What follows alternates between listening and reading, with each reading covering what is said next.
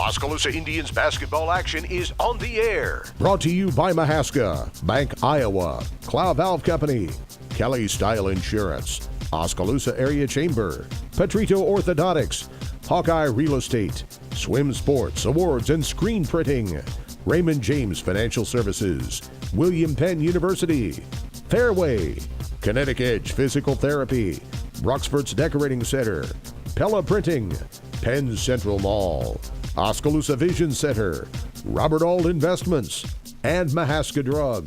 And now, live Oskaloosa basketball action on the No Coast Network.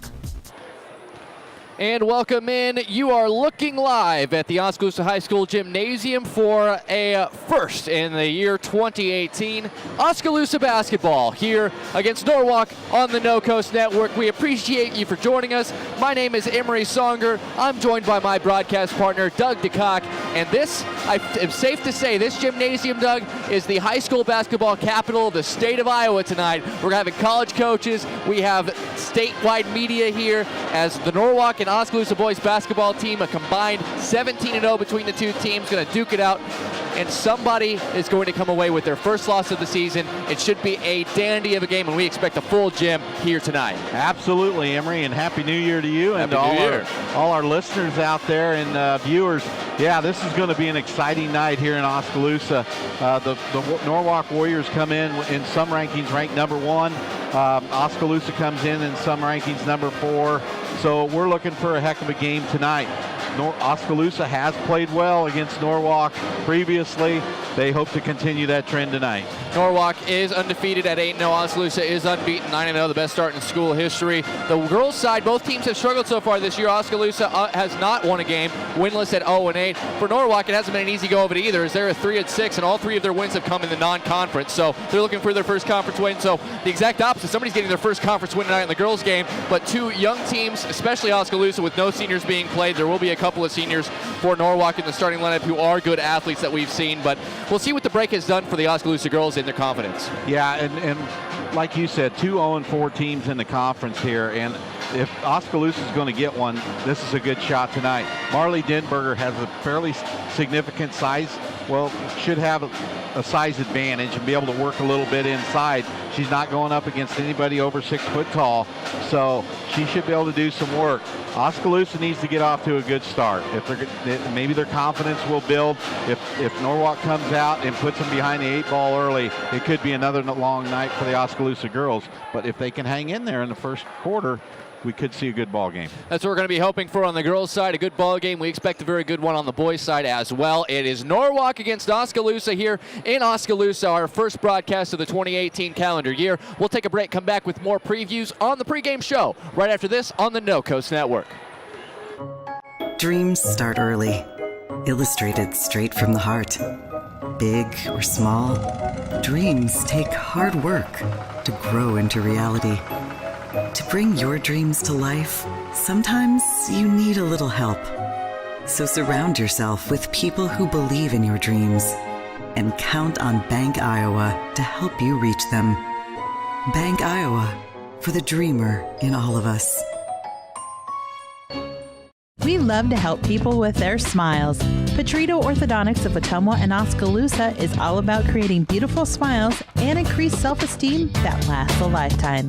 We specialize in creating individualized smiles by committing to make each visit a memorable experience. Our office is equipped with state-of-the-art technology to ensure optimum results. For help with your smile, call Petrito Orthodontics. Swim Sports is once again open in Oskaloosa. This is Doug DeCock, the new owner of Swims. Along with Doug Swim, we are happy to be open again. Swims has a wide variety of trophies, plaques, and engraving available to Oskaloosa and the surrounding areas. We have an assortment of uniforms, socks, and belts, along with other sporting goods at the store. Swim Sports also provides a full screen printing facility for your screen printing needs. Come check out the new store at 118 A Avenue East in Oskaloosa. The two Dougs would love to see you at Swim Sports. If you are looking for brand names close to home, then look no further than Penn Central Mall in Oskaloosa. Penn Central Mall has a wide variety of stores for people of all ages. Find the perfect pair of silver or Vigas jeans at Maurice's. Get a pair of Oakley sunglasses from the smiling staff at Eye Care Partners. Cozy up with Ashley Furniture from Gilworth Furniture and find that dazzling diamond from Gardner Collier Jewelry. When you're done, grab a bite to eat at Mira Cheeto or the Pizza Ranch. It's all at Penn Central Mall in Oskaloosa. Shop, walk, and enjoy Penn Central Mall. Can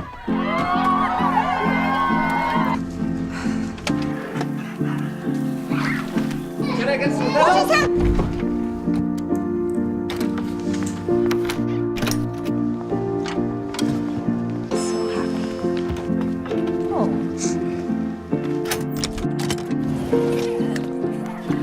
Whatever they went through together. Welcome, guys. Life well planned. See what a Raymond James financial advisor can do for you. At Mahaska Drug in Oskaloosa, getting your prescription filled is easy. The large covered drive-through and easy access to the front door is convenient, and the friendly staff is always ready to help you. With a variety of goods and home decor, Mahaska Drug is sure to have the perfect gift for any occasion. Have your favorite photos developed and framed at Mahaska Drug's framing counter, and cherish your memories for years to come. It's all at Mahaska Drug in Oskaloosa, where they have been committed to a healthy community for over 20 years. Call 673-3439 or stop in today. It is a festive atmosphere for what should be a fantastic little Hawkeye Conference doubleheader here in Oskaloosa tonight. I'll be referencing it throughout this entire broadcast, Doug. The high school basketball capital of the state of Iowa for this night, maybe this night only, but for at least right now, Oskaloosa is that. We have college coaches going to be taking some part in scouting some of these players that both of these teams are going to have. Luke Vasky, one of the best players, I would guess, in the state of Iowa in the backcourt position. He is yet, as a senior, to commit to a school. So he is a free agent. Somebody is going to grab him at the last minute, and he is going to sign with them and play some college basketball. So there are plenty of scouts from several different colleges that will be here to watch that one. Obviously, Oskaloosa's got some highly touted players in Xavier Foster, along with Cole Henry and Jared Cruz.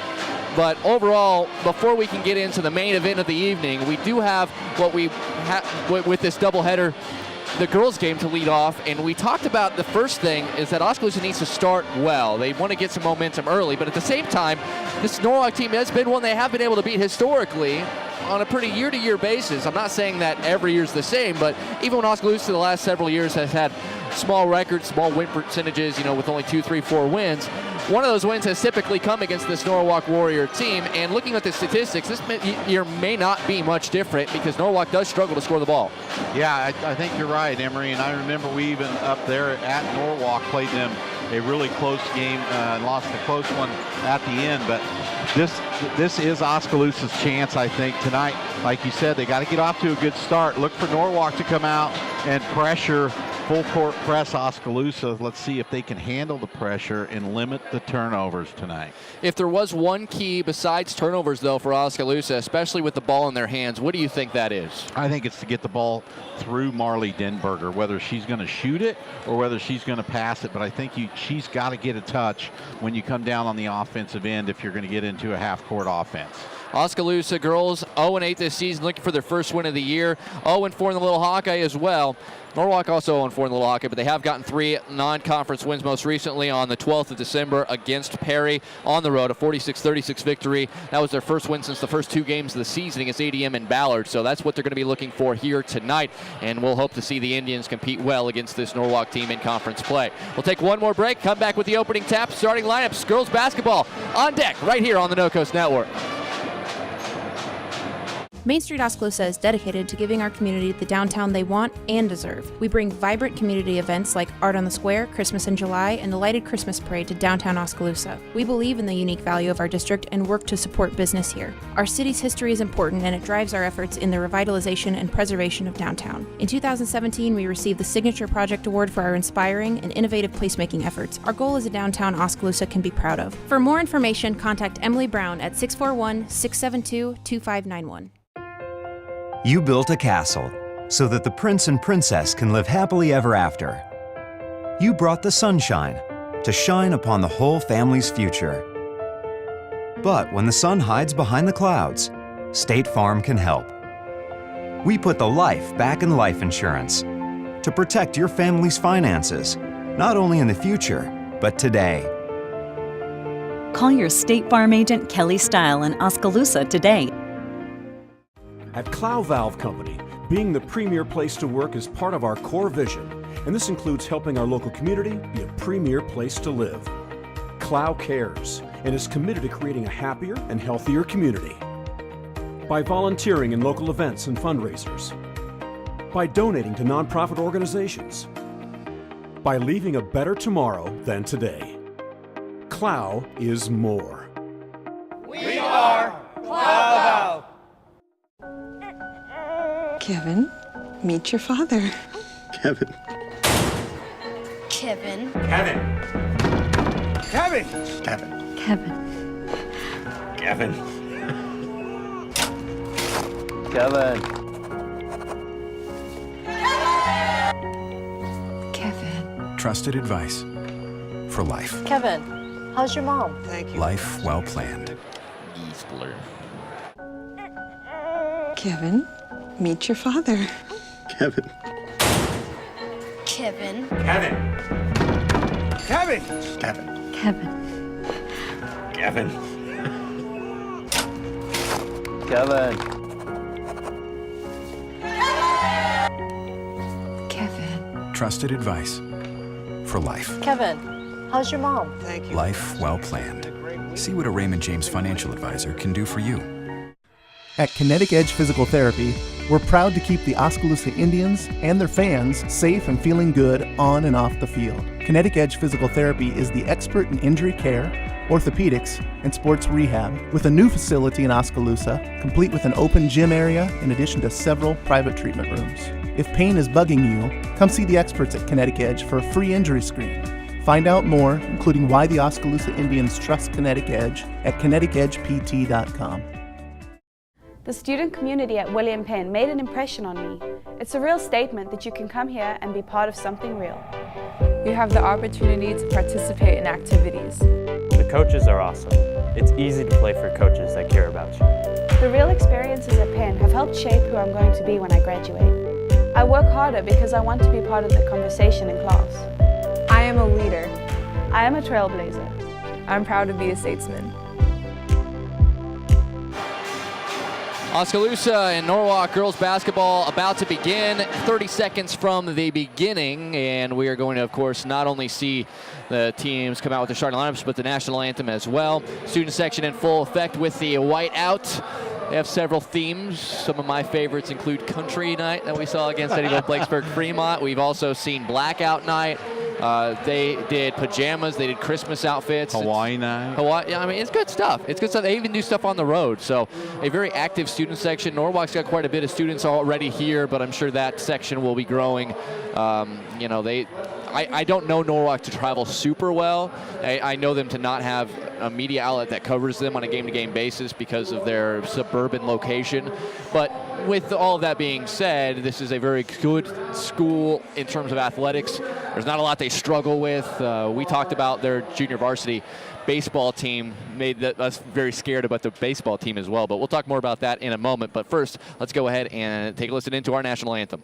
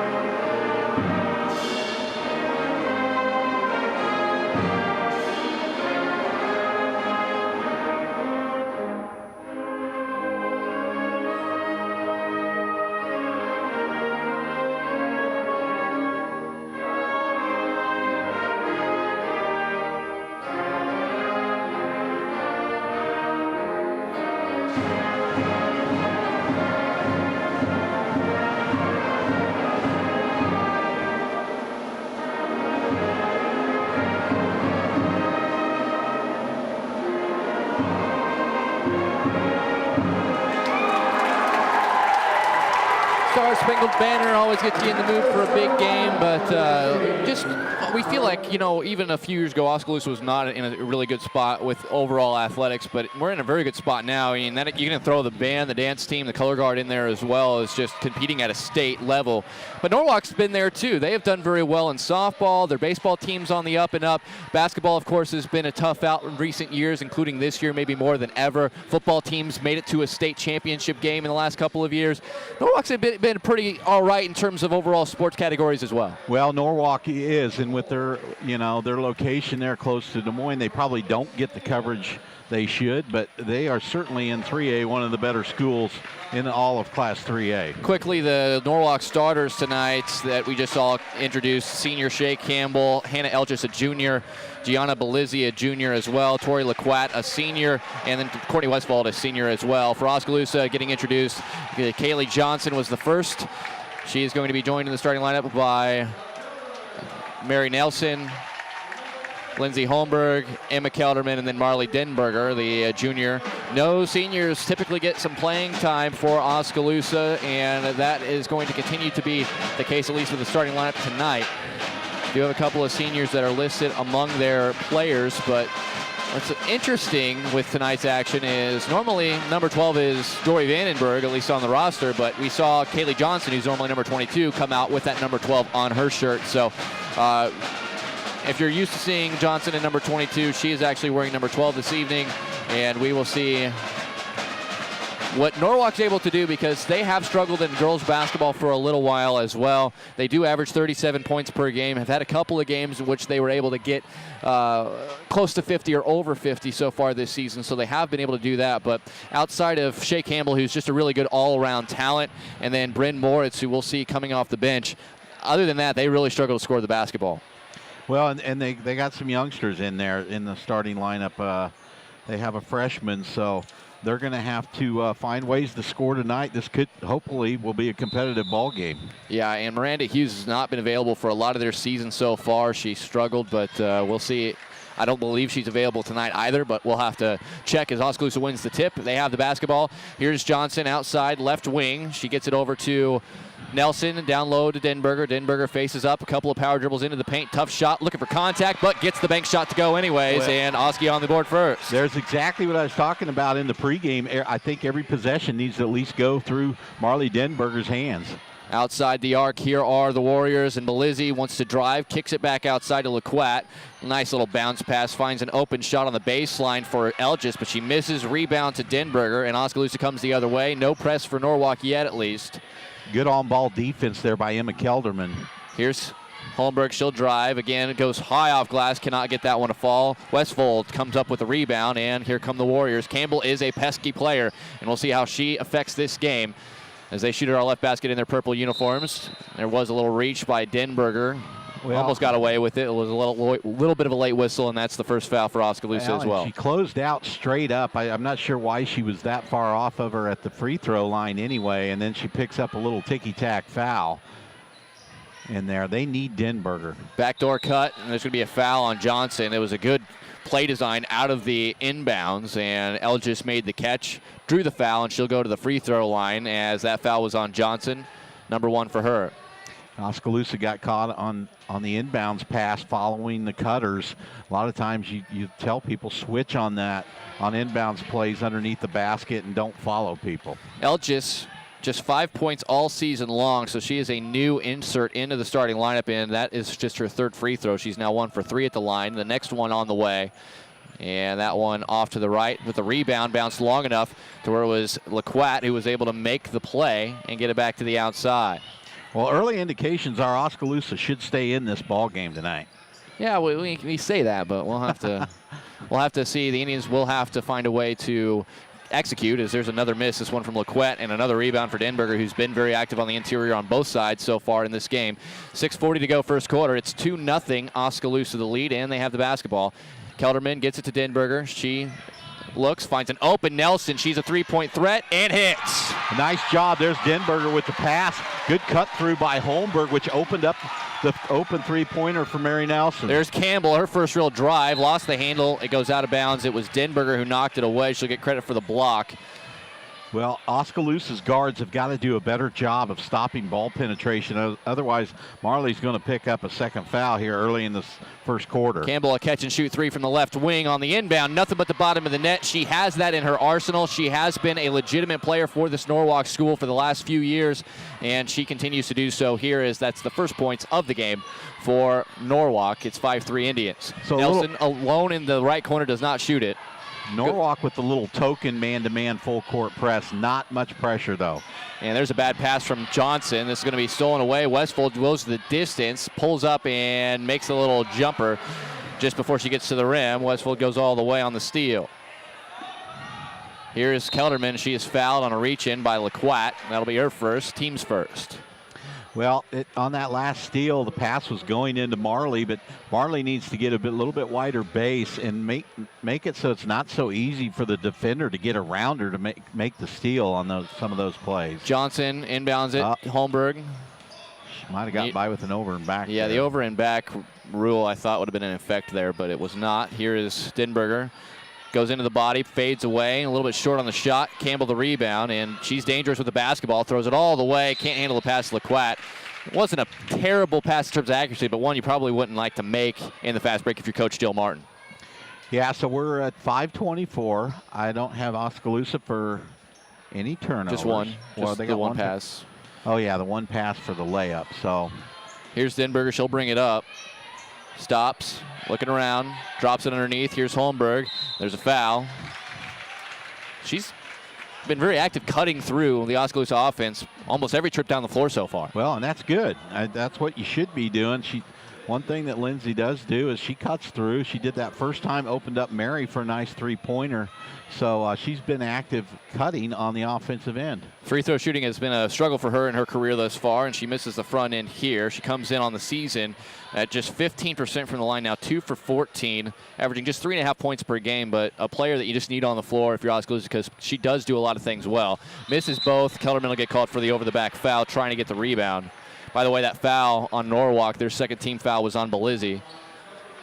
So Oski empty at the foul line there. It's 5:16 to go in the first quarter, 5 apiece, and Campbell will walk it up. Especially with a player like Hughes not in the game, Campbell's going to have to be out there for a long time tonight if Norwalk wants to pick up a win. Here's Belizzi, drops it down low. Elchis drives in, got too far underneath the rim, gets her own offensive rebound, however. Kicks it out. Long jumper, air ball, and Denberger will wisely watch it bounce out of bounds. Kinsey Cook, the lone senior dressed tonight, will enter the game, and she'll replace Kaylee Johnson. 4:57 for the team rebound goes toward Oskaloosa. Denberger looking to inbound. Good job on release there by Kelderman. And then she's going to get called for palming the basketball as she tried to dribble up the floor. But you can see that press break's different with the two players that are way back to start the press, hustling back and running back to the basketball to try to help out. Yes, and that's something they struggled with. They recognized it quicker that their guards weren't going to get open, and they were trying to get open. Cook nearly had a steal, but will get called for a foul as on a back cut, Elchis. For Cook, that's her first. We're racking up some fouls here. I would like to mention this does look like a new crew, and they look like they call it pretty tight. Here's Westfold, gets the inbound. Denberger closes out on her. She has nowhere to go. Kicks it back out to Belizzi. She'll work on Kelderman, drive into the lane. A little 10-footer is good. Cut to the ball.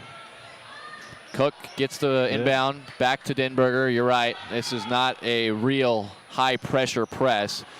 Nelson again finds herself open for three and hits. Nice shot, Mary.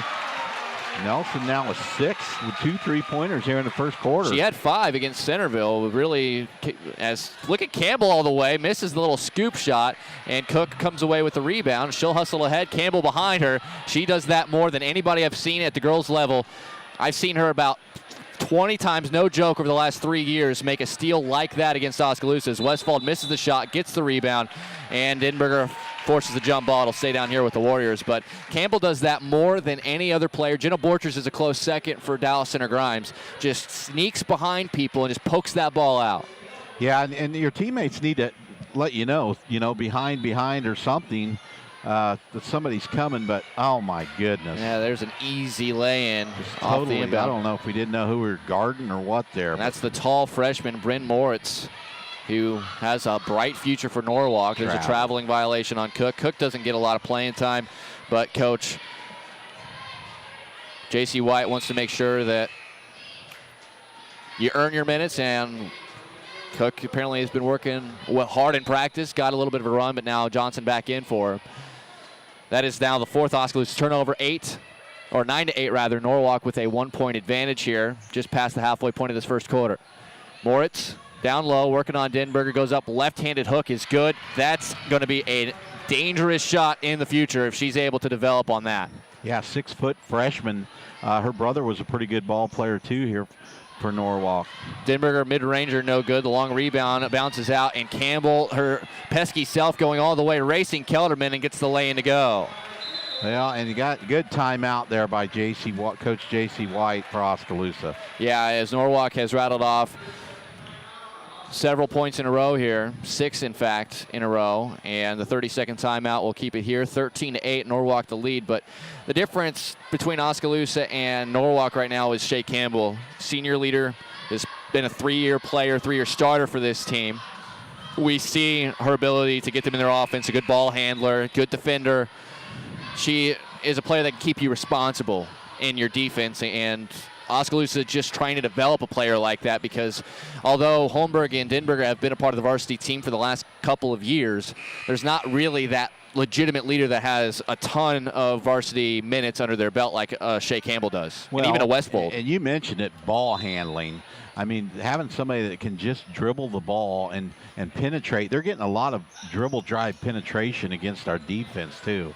Here's out of the timeout. Oskaloosa Drost over to Nelson on the right wing. Nelson's already buried a couple of threes. Kelderman gets it over to Holmberg, steps into a 10-footer, just a little long. Johnson, good hustle on the offensive board, forces it out of bounds, and it'll stay down here with the Indians. You know, that offensive set right there, good ball movement. They were moving. It's one of the best offensive sets I've seen them run this year. There's Miranda Hughes in for the first time tonight, so she is available. Did not see her in the warm-ups, but she is here. Inbound comes to Nelson. A lot of contact, no foul called, and Moritz, as long as she's out there with Denberger on the bench, she could get her bevy of rebounds. Good pass from Hughes, but Westfold can't handle it, and it'll turn out to be a steal for Oskaloosa's Kaylee Johnson, but then she throws it away, and it's going to be a quick steal and layup for the senior Miranda Hughes. You want to talk about having a lot of varsity basketball experience. She was a starter and a major player when she was a sophomore, but injuries have gotten the best of her so far this season. All these girls, I think, would identify, much like Oskaloosa, more of them are softball players than are not for their basketball program. As Denberger and Cook comes back into the game for the Indians. 15-8 after the Hughes steal and lay-in. Into the game for the first time for the Warriors is Haley Morosky. She's a senior as well. So plenty of senior leadership here for Norwalk. Even though the wins haven't been there, just having experience on the floor is important. Holmberg, a nice catch on the bounce pass to inbound. She gets around a couple of defenders but can't finish. Nelson on the backside able to get the rebound and is fouled. And Oskaloosa really working hard on the offensive glass in the early going. Yeah, they've been able to get a couple 50-50 balls. They got getting some rebounds. So the effort looks pretty good on the offensive end. First free throw for Nelson is good.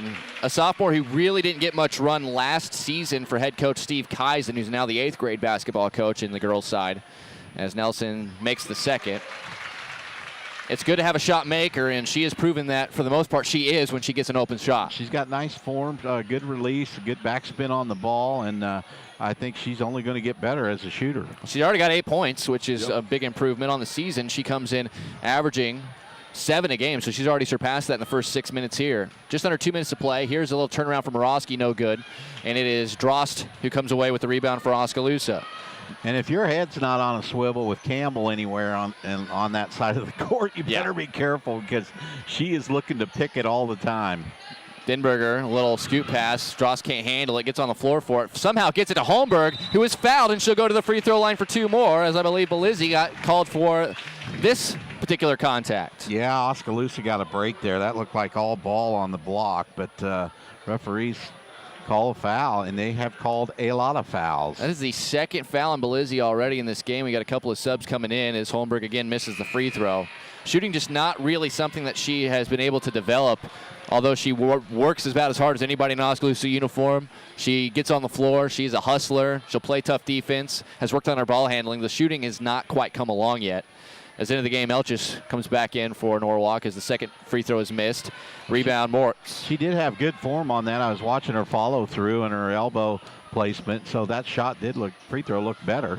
Moritz misses the lay-in. Quickly, Kenzie Cook gets it to Holmberg. She's going to go all the way and draw another foul. And she's just going to keep getting herself to the line until she starts being able to pay these off. But it was a good lead pass by Cook off the rebound to get her on the run.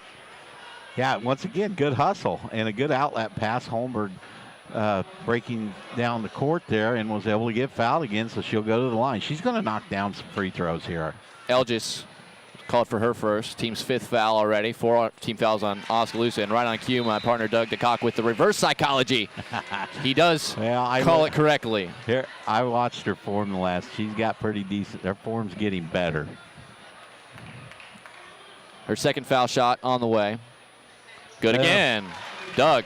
Yeah, called that one, didn't I? Psychic Doug up here in the booth. 1:23 and counting to go first quarter. Oski within 3. It's 15-12. Here's Elgis, guarded by Nelson out on the right wing. Gets it to Moritz, who drops it underneath Morosky. She's double-teamed. Back out. Moritz wants a 15-footer. That one was short, but the long rebound comes right back to her, able to secure it, and they're going to go back inside. Morosky does get it over Kelderman this time with the size advantage for 2. Well, that's too bad because our 2 low girls down by the low post did a good job blocking out, and then the rebound ends up going to somebody standing by the elbow because we didn't go for it. But a good job by 2 of our players blocking out. Here's Kelderman. She'll give it to Holmberg, and she's going to get called for a little bit of a travel. It did kind of take a while as she gathered the basketball. Her pivot foot lifted off of the ground as she was making the pass. That is a 5th Oskaloosa turnover by my count. And with 44 seconds left, we'll see how Coach Jill Martin gives the 1 sign to Jaden Lammers, who's in the game for Campbell. Running the point, just a freshman at 5'3", not very tall, but they obviously trust her as a ball handler. Hughes down to Morosky, and her pass, and a bunch of players. They eventually kick it out, and this is going to be a shot with 30 seconds on the clock. The ball pinballing around Morosky, the rebound, knocked away, out of bounds. It'll stay down here. Pretty rough shot possession for Norwalk, but they still have possession, which is all you can ask for after that debacle.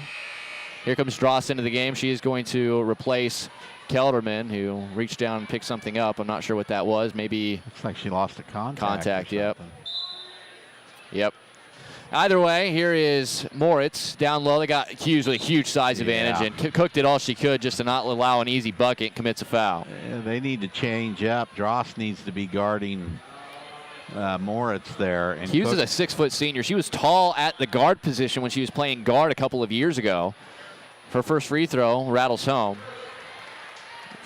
She's one of those girls you just have to ask what happened in basketball. I mean, she's really blossomed as a great softball player, but... Well, that you might have just answered it right there. Yeah, maybe.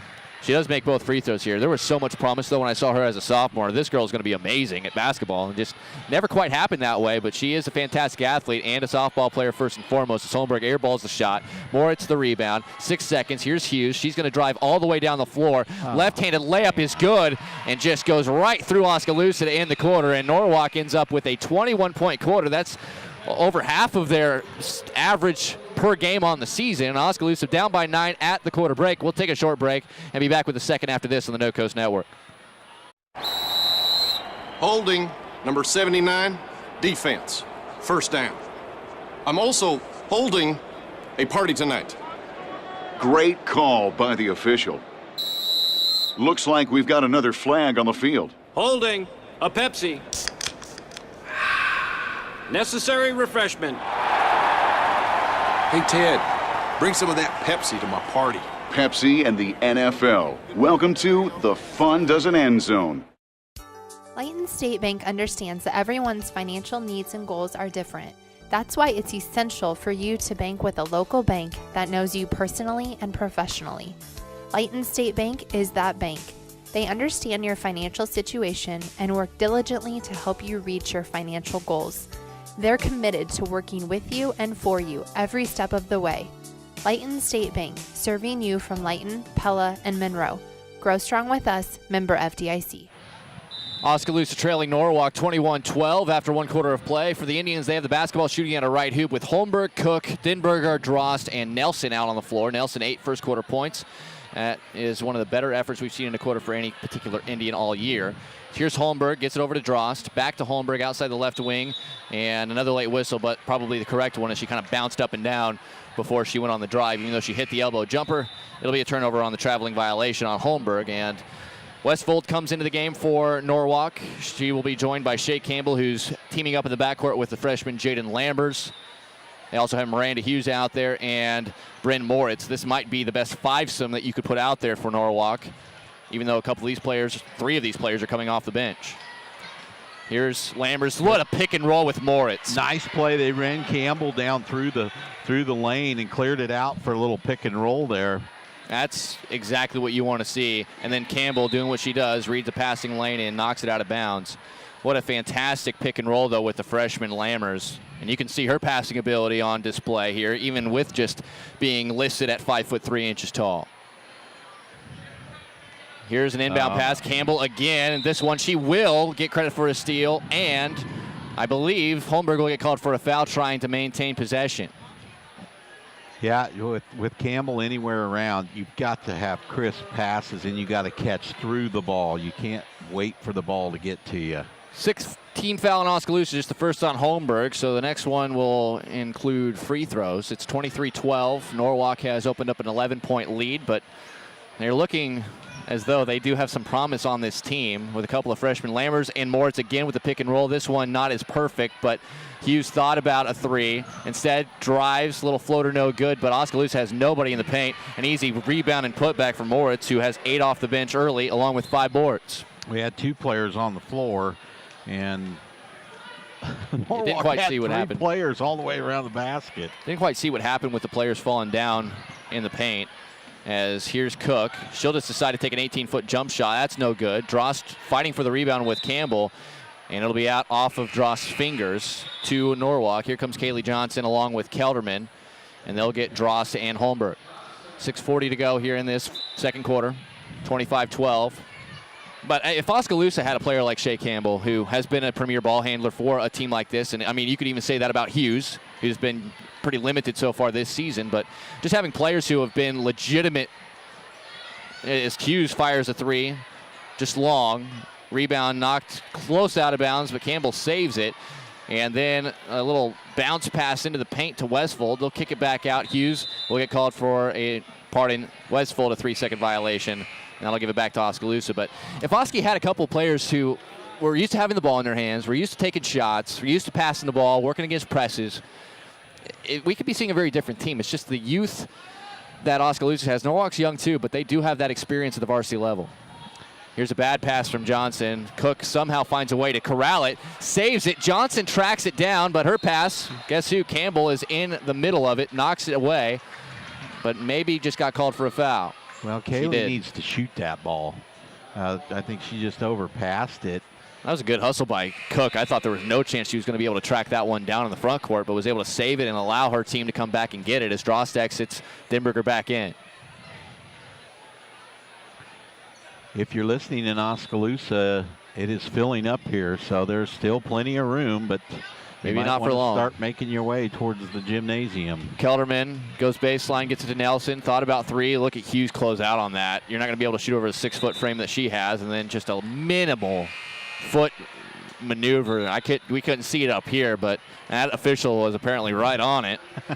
We saw Eddie. Were you here for the Eddyville Blacksburg Fremont in Oskaloosa? I mean, it was the amount of travels we saw in that game called were obscene. Yeah, a lot of officials don't catch that little step with your actual pivot foot. It's just a slight step, but it is a travel. Here's Campbell. Look at that pass over 3 Oskaloosa players. A good catch by Westfold, but Oskaloosa closes out nicely on her, and they have to kick it back out in Lammers before she can do anything with it. A 30-second timeout called by Jill Martin. 25-12 rather. It is Norwalk leading Oskaloosa. Our scoreboard has frozen on our live stream, so we apologize for that. There's actually 5 minutes and 12 seconds left here in this quarter with a 25-12 lead for Norwalk, but you talk about senior leaders, Shea Campbell, Miranda Hughes, Tori LaQuat, you have Courtney Westfold and then Haley Morosky. All of them we've seen on the floor already, Doug. And all of them have some good basketball experience, especially Campbell, Hughes, and Westfold. Yeah, but like you said about Hughes, it's like they have not developed. They got a lot of seniors, but their improvement has not been what you would like to see from players that have been playing for 2 and 3 years at the varsity level. Campbell does average 12 a game, but I would have guessed she would have averaged more from what we saw when she was just a sophomore. Yeah. She'll drive.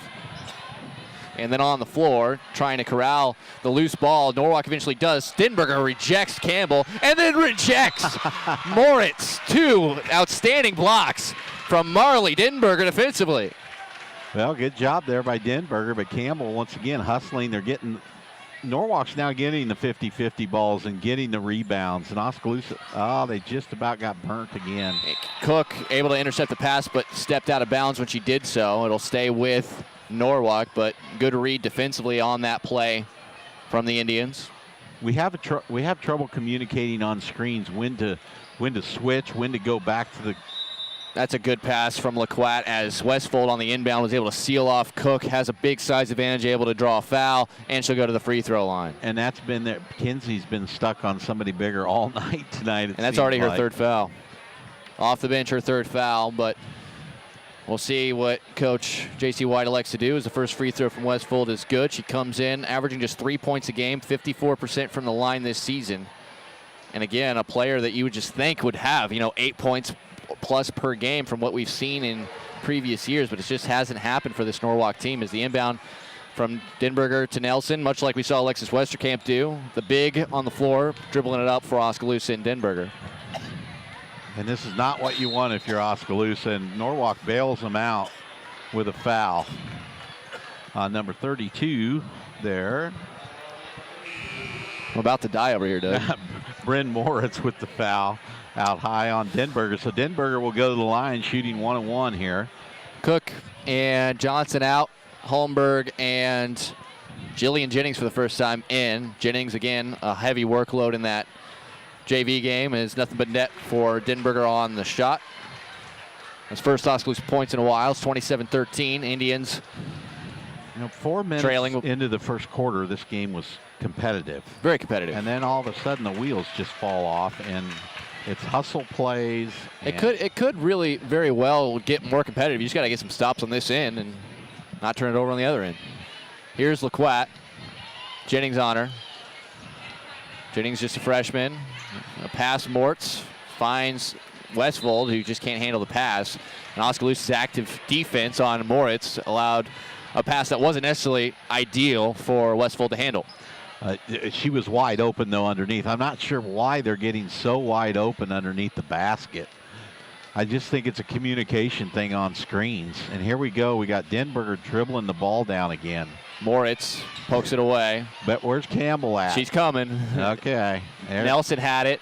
And then this time it's a jump ball to Norwalk, as it was LaQuat who went on the floor to try to get it. I'm not sure what we're doing here. We've got to have, well, it looks like we got to have a ball handler. Well, Holmberg's out there.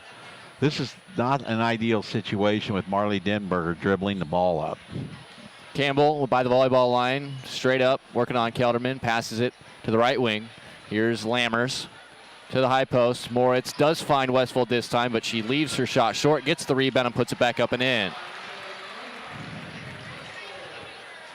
Denberger will be dribbling it up. That is what their plan is, though. She's going to get by Moritz this time, goes all the way, and she'll get called for a charge as the ball rimmed in and out.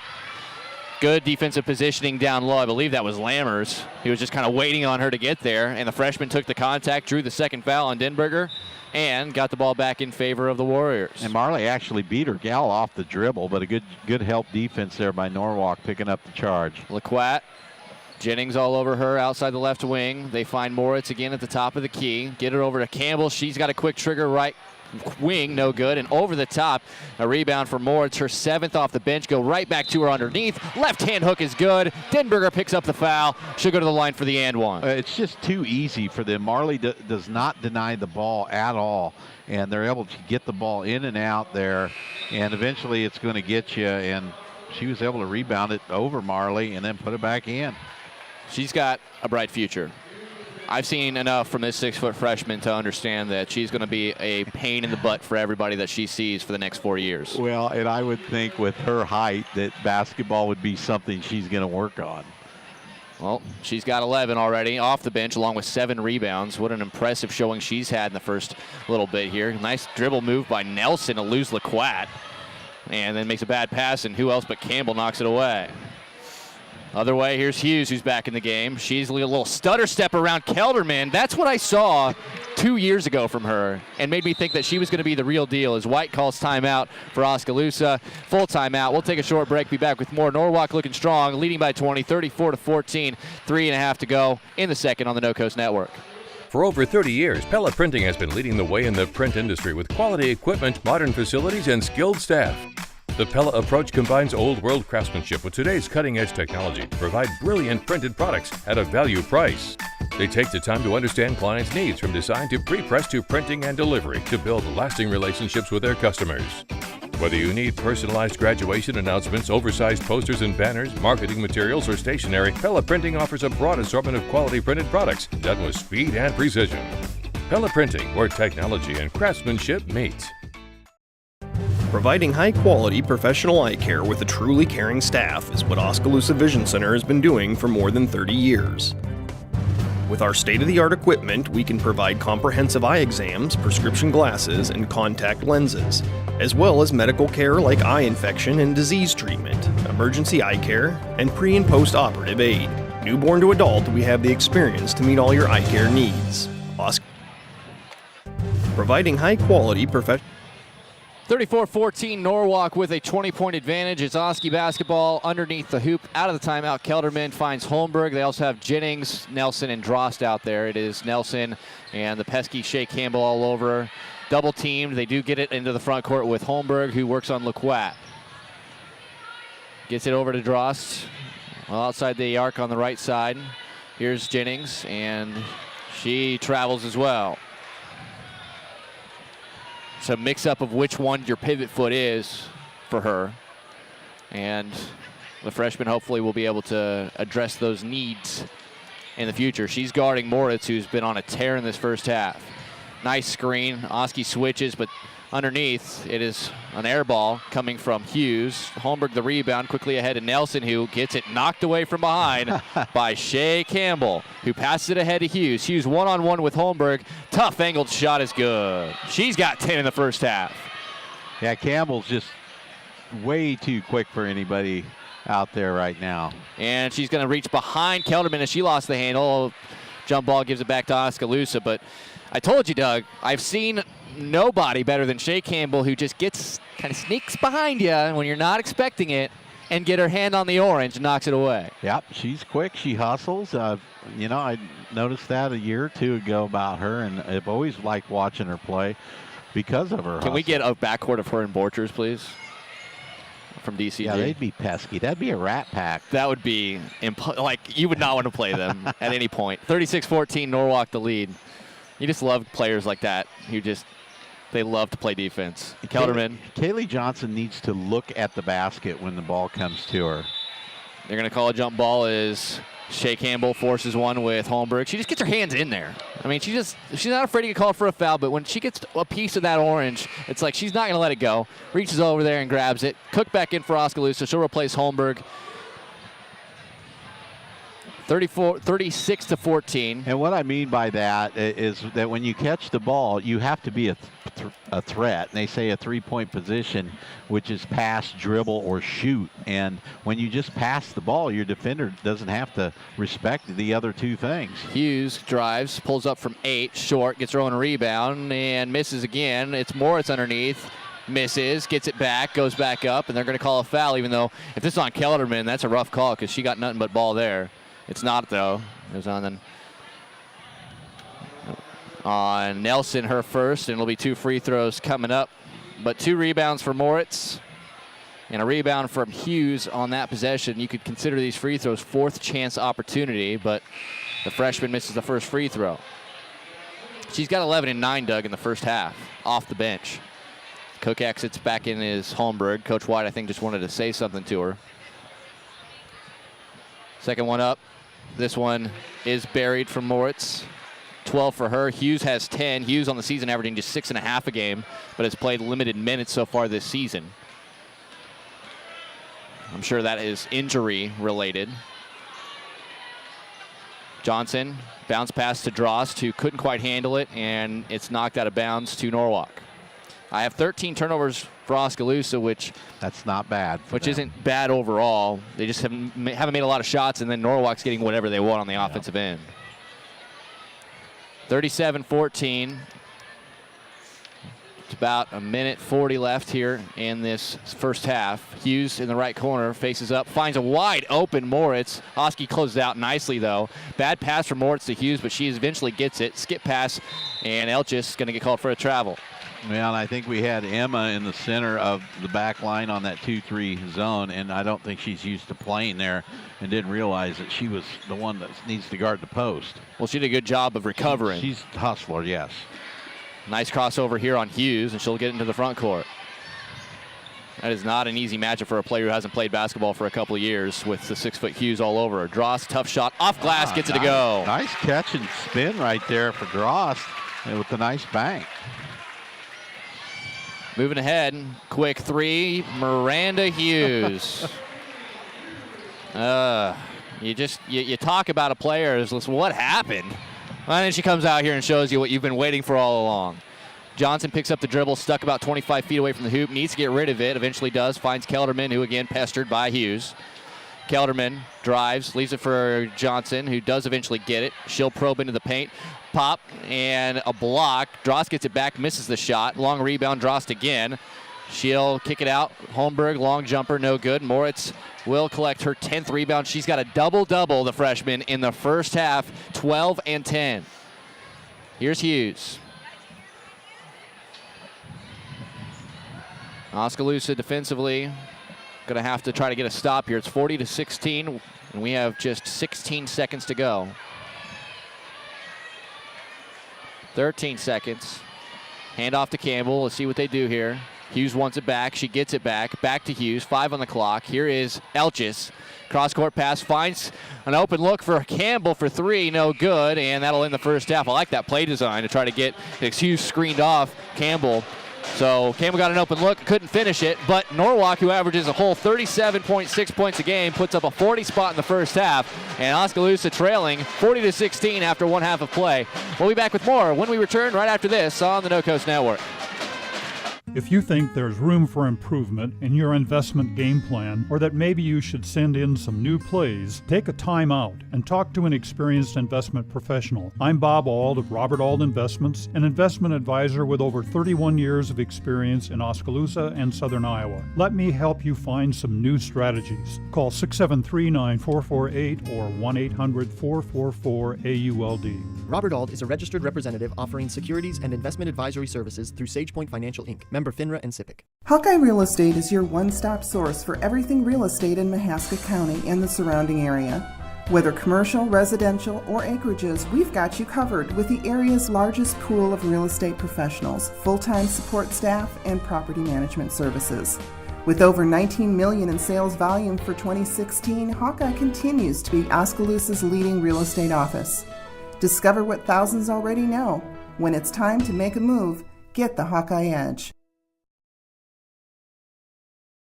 MCG's new gigabit internet is here, and it's a real gig deal! Connect all your devices, download an HD movie in 7 seconds. Get unlimited use, no limits, no data caps, and no slowdown. And stream a video with no buffering, ever. Work, play, create, innovate with MCG internet. Call to get your upgrade free for 30 days. Buffering videos, spinning wheels are over! You deserve the best, and MCG delivers. Friday night Oski basketball games are Fan Appreciation Night. 2 fans will be randomly selected from the audience to participate in a basketball challenge. Make a layup, a free throw, a three-pointer, and a half-court shot for a chance to win over $1,000 worth of prizes. 2 chances to win every game. Don't miss Fan Appreciation Night, sponsored by MCG, Craig Ford, Penn Central Mall, and Clow Val. Look at that mouth. That poor, parched mouth. What'd you eat for lunch? Chalk dust? Did your face storm a sandcastle? You're being awfully quiet. Is that because your mouth feels like the business end of a Dremel saw? Is it because your mouth just wrote a haiku and all 17 syllables were dry heaves? Right now, your mouth could be tongue bathing in the refreshing citrus kick of Mountain Dew. Instead, it feels like you've been motorboating King Tut's sarcophagus. Show some mercy. Crack open an ice-cold Mountain Dew. You know your mouth wants you to. Do the Dew.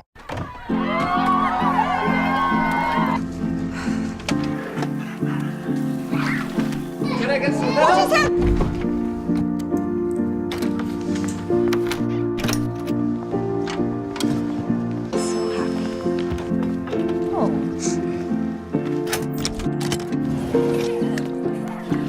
Whatever they went through together. Welcome, guys. Life well planned. See what a Raymond James financial advisor can do for you.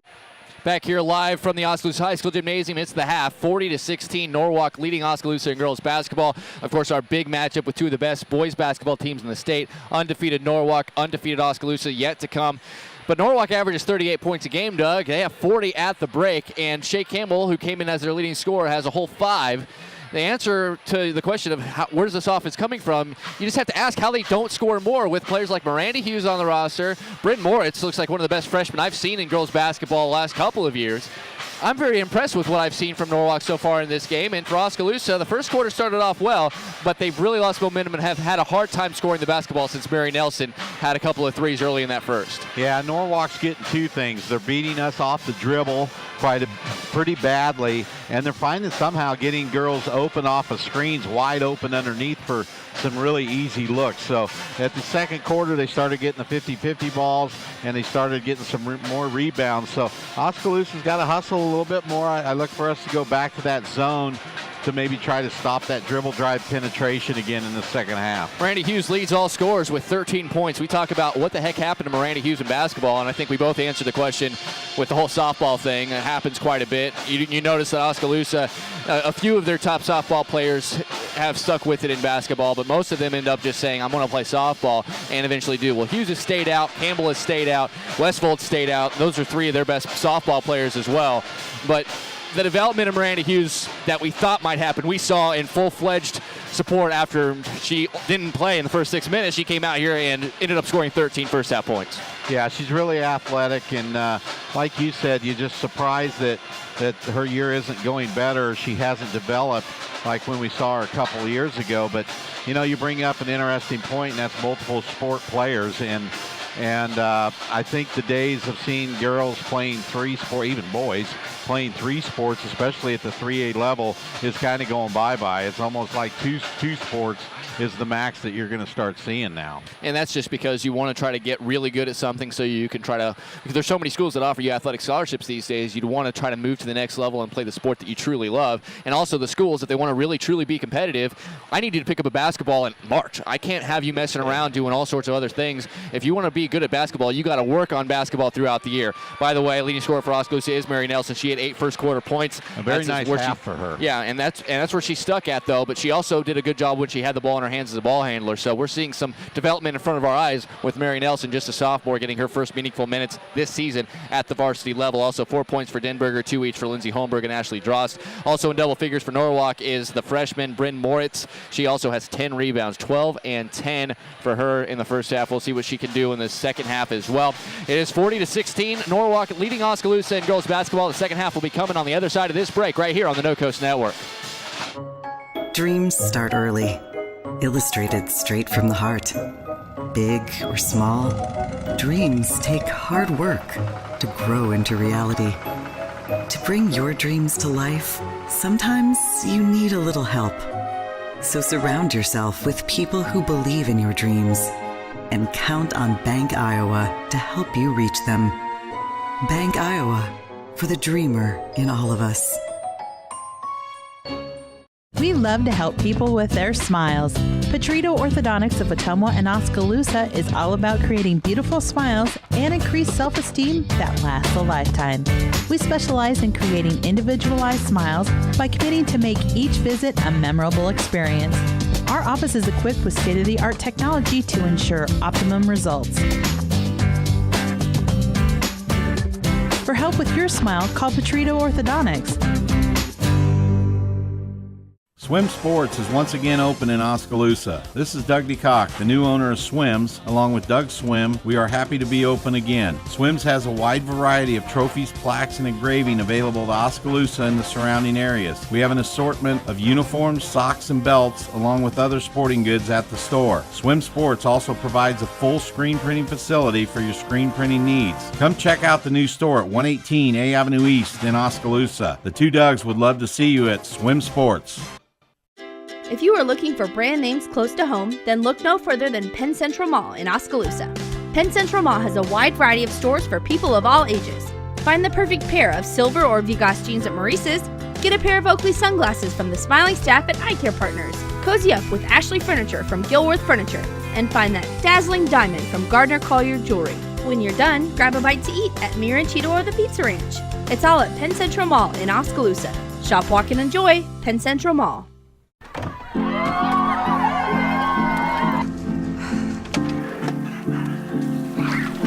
Can I get some help? So happy.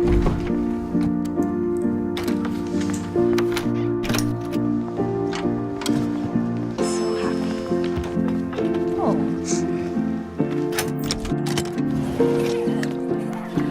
Whatever they went through together. Welcome, guys. Life well planned. See what a Raymond James financial advisor can do for you.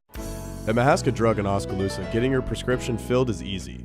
The large covered drive-thru and easy access to the front door is convenient, and the friendly staff is always ready to help you.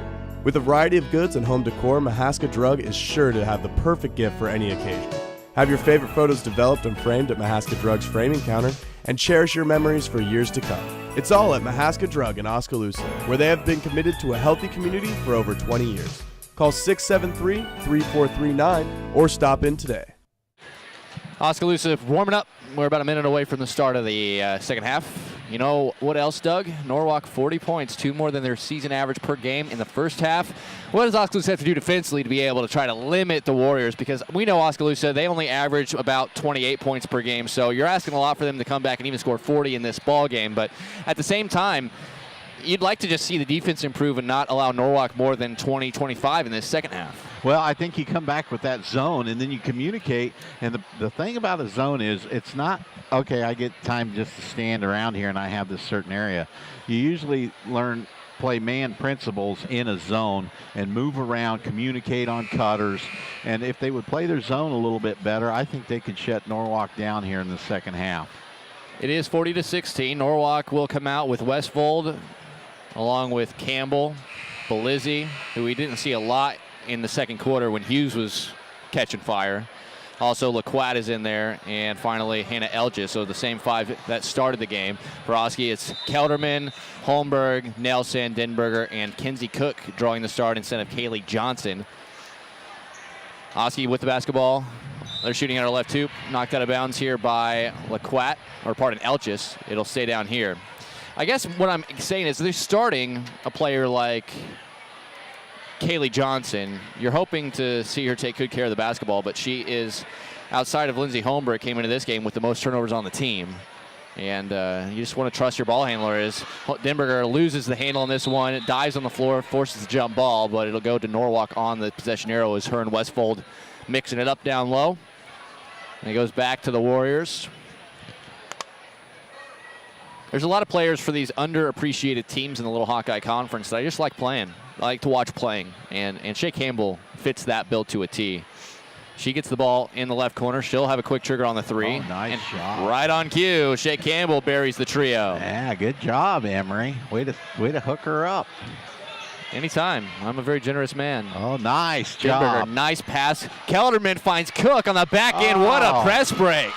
Keep the tape of that one and break it out every day because that was picture perfect. What a nice pass on the run from Denberger. Gets it to Kelderman, who beautifully sets up an open look for Kinsey Cook, who finishes the play.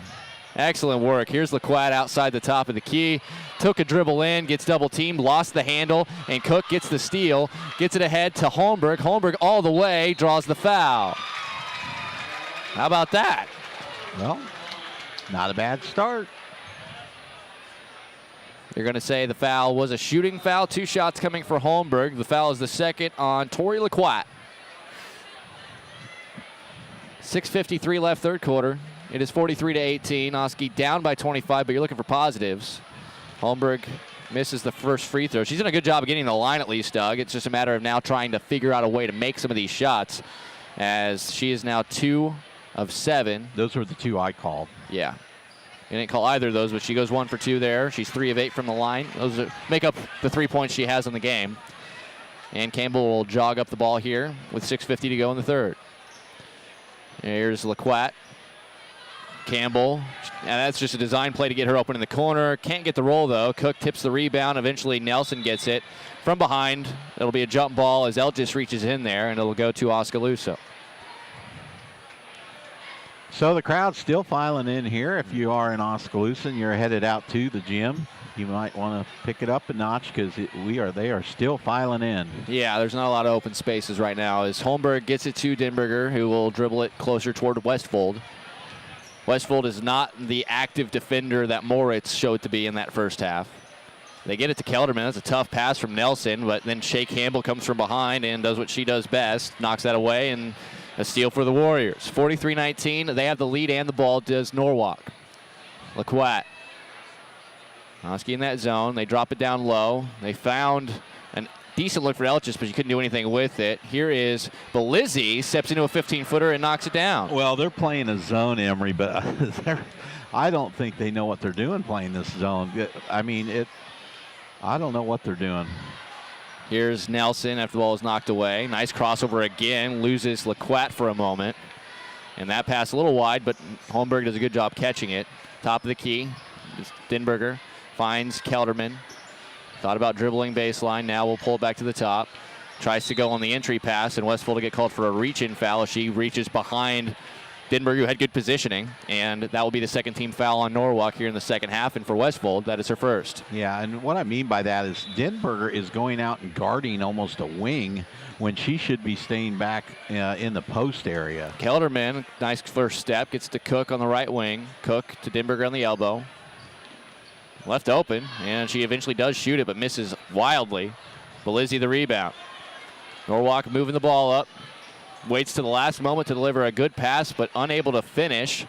Belizzi does get the rebound, shoots it over the outstretched arm of Denberger, and the rebound out of bounds off of the leg of Westfold, and it'll go back to Oskaloosa.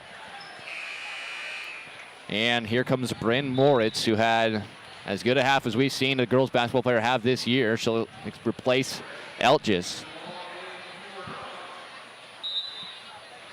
Nelson working on that press, trying to get it inbound, found Denberger. Back to Nelson. She's serving as the premier ball handler here so far in the third quarter. Holmberg gets right by her man, but misses the layup. Belizzi the rebound. Those are the kind of finishes that you hope Lindsay will be able to figure out by next year. Well, she did a good job getting to the basket. She kind of shot it underhanded, and I don't think she really needed to shoot it underhanded. Cook knocks us out of bounds. Kinsey Cook being very active defensively on that wing in that zone, though.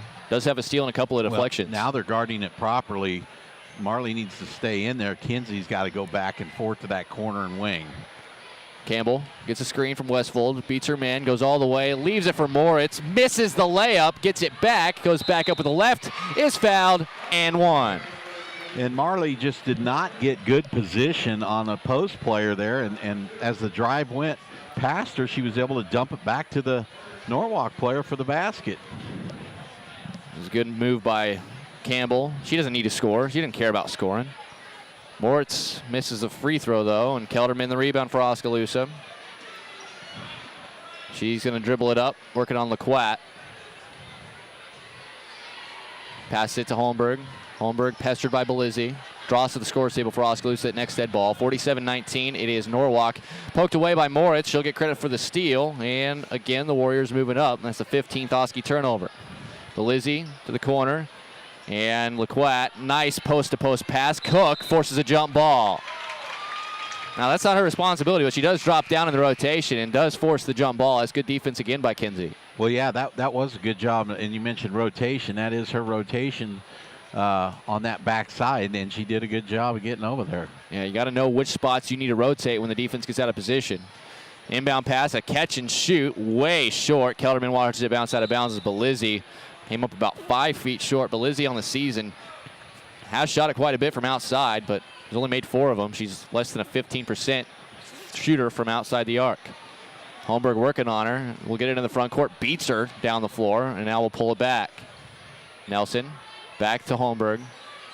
I mean, Lindsay's got to have some confidence she can get by this girl if she gets a little space down low. Well, as soon as I say that, Belizzi pokes a finger in there, knocks it away. She's working on Cook all the way. Tough shot, and Cook will pick up her 4th foul.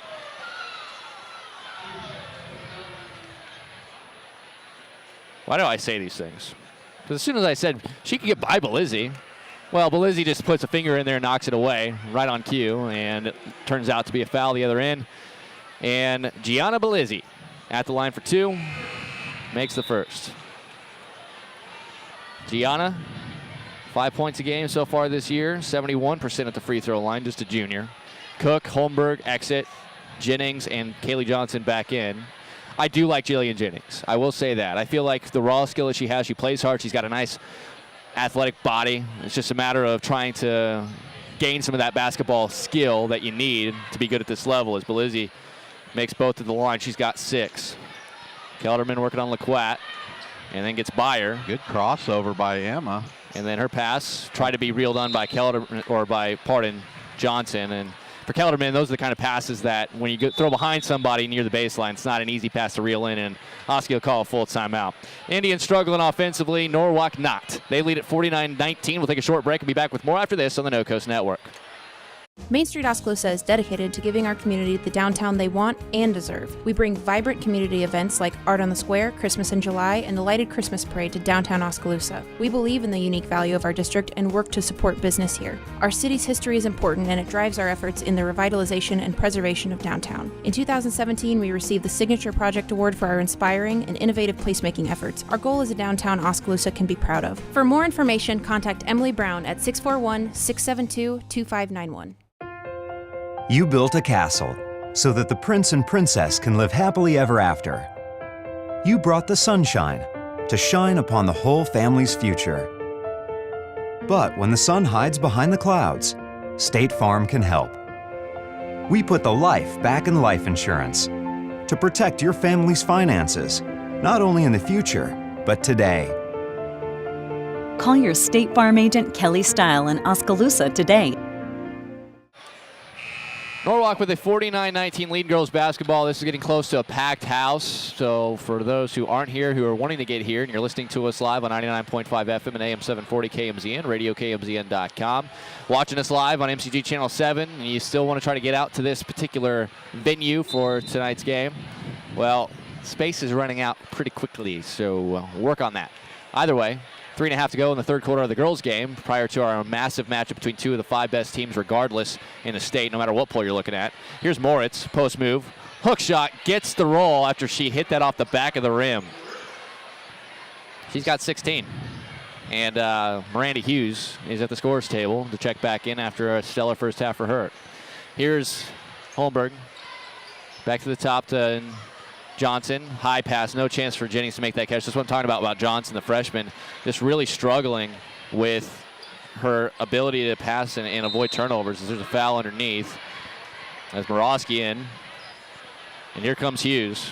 Maybe this is what Hughes needs, is just come off the bench, be a part of the second unit, right? That's possible. We see guys in the NBA even better off the bench than they are in a starting lineup. She replaced LaQuat. Some players like that too. It's not about starting, it's about minutes, really.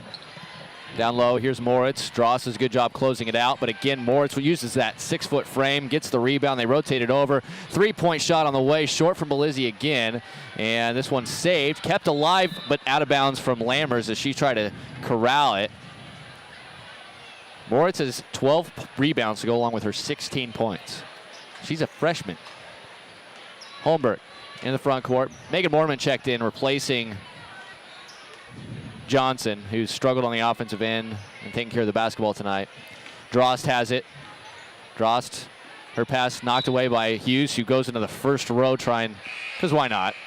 We're up 51-19, and this girl is coming off the bench, and she's a starter-type athlete as Jennings and Moorman exit as Johnson right back in along with Kelderman. I don't know, man. It's interesting. Some of these players we see are an enigma to me. As Holberg over to Johnson. Johnson finds Kelderman. She slices between 3 purple jerseys, finds Drost open, but she misses everything. Another rebound for Bryn Moritz. You know, it's too bad that Emma didn't play basketball because she'd be good. She would be good. Moritz cuts. Perfect pass from Hughes. And Moritz is having a game of her young career so far. Nelson dribbles it up for the Indians. Under 2 minutes to play in the third quarter. It's 53-19. That pass poked away and then eventually taken away by Hughes. She's going to dribble it all the way. Nelson knocks it away from her and it goes out of bounds. It should stay with Norwalk. It does. Denberger in for Drost for the Indians.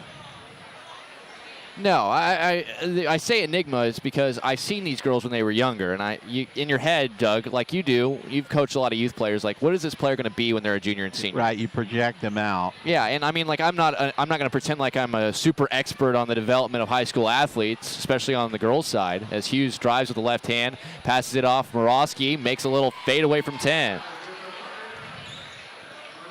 Hughes setting up some plays, and then an easy steal. Bad pass from Nelson, and then a foul. The steal for Belizzi. Oski not taking good care of the basketball in this third quarter. 1:16 to go as we, after that last bucket, are in the running clock here. That's Nelson's second free throw, or second foul rather. No free throws here as Westfold comes in to replace Moritz. But this is what I'm saying, though, Doug, is the fact that I saw something in Miranda Hughes that I thought I was for sure that she was going to be something real special in basketball. And instead, she turned out to be a really good softball player. As she misses this shot, rebound, put back up. Morosky can't get the roll. Johnson can't quite get the rebound through contact. And Hughes to inbound here with 35 seconds left and counting in this third quarter. It's 55-19. Big lead for Norwalk is steal by Denberger on the entry pass. And then it's going to be a travel violation on Kaylee Johnson. The freshmen will learn. Jennings, Johnson, the sophomores like Nelson will learn. Even the juniors, specifically Emma Kelderman, who hasn't been out the last couple of years, they will learn. This team will figure it out. I promise you that.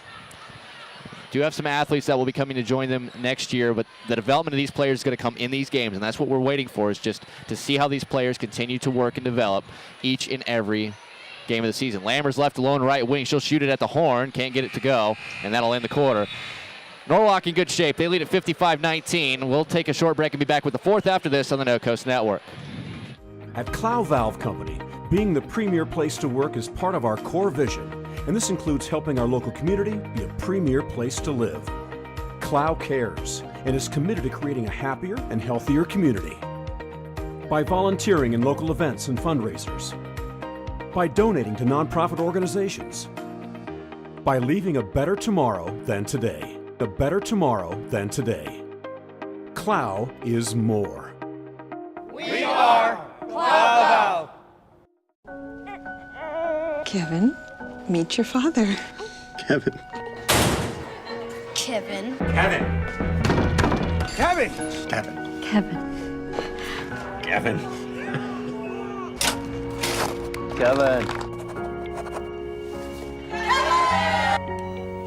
Kevin. Trusted advice for life. Kevin, how's your mom? Thank you. Life well planned.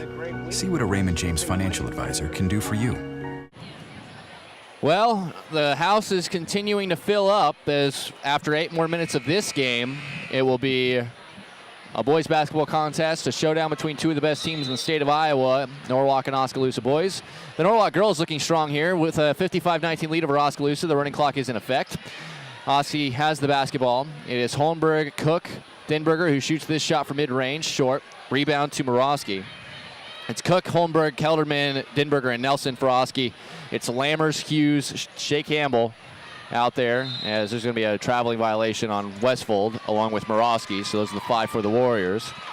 The running clock, as mentioned, will be in effect for this fourth quarter until Oskaloosa gets within 25 points. If that doesn't happen, we'll have the running clock for everything except timeouts and free throws. Holmberg walks it into the front court, gets it to Holmberg, or Denberger rather, at the volleyball line. Gives it to Nelson on the elbow. Back to Denberger. Drives with the left hand. Tough shot, gets the roll. She's got a lot of offensive skill. It's just a matter of getting her in a spot where she can get a clean shot.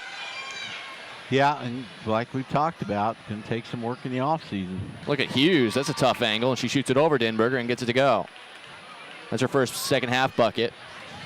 And she's got 15 in the game, which is just second to the 18 from freshman Bryn Moritz, who's looking like a monster here in this game against Oskaloosa. Here's Denberger on a nice pass from Cook. Little fadeaway, in and out. Rebound Morosky. Norwalk into the front court. Nice lead pass to Lammers from Campbell, but Lammers pulls it back. This goes to Westfold. She finds an opening, but Denberger forces a bad shot. The rebound went to Morosky, or yes, Morosky. Campbell misses the shot, and this will be a foul. And I believe it'll be on Westfold or Morosky.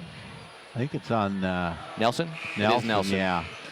Mary Nelson for Oskaloosa picks up the foul. Good effort, though. She was boxed out. At least she made a good effort to try to knock the ball away. Just over 6 minutes to play. Hughes cut.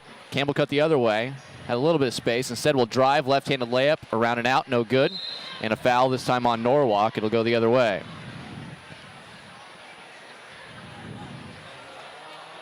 This one will be on the freshly entered Kennedy Wright, a 5'9 junior, who just entered for the first time. Campbell will exit probably for the last time in this game. She only has 8 points, but she had 5 steals, 3 rebounds, and 1 assist. And a lot more plays defensively. You can just tell she loves to play defense. As Denberger drives on right, off the heel of the rim. And after the miss, it is Morosky with the rebound. Here comes Hughes.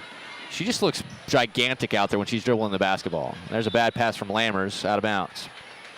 I mean, she was like 5'8" as a sophomore, and I could tell, well, this is going to be a tall player, and she was playing a guard position, kind of like we're seeing here.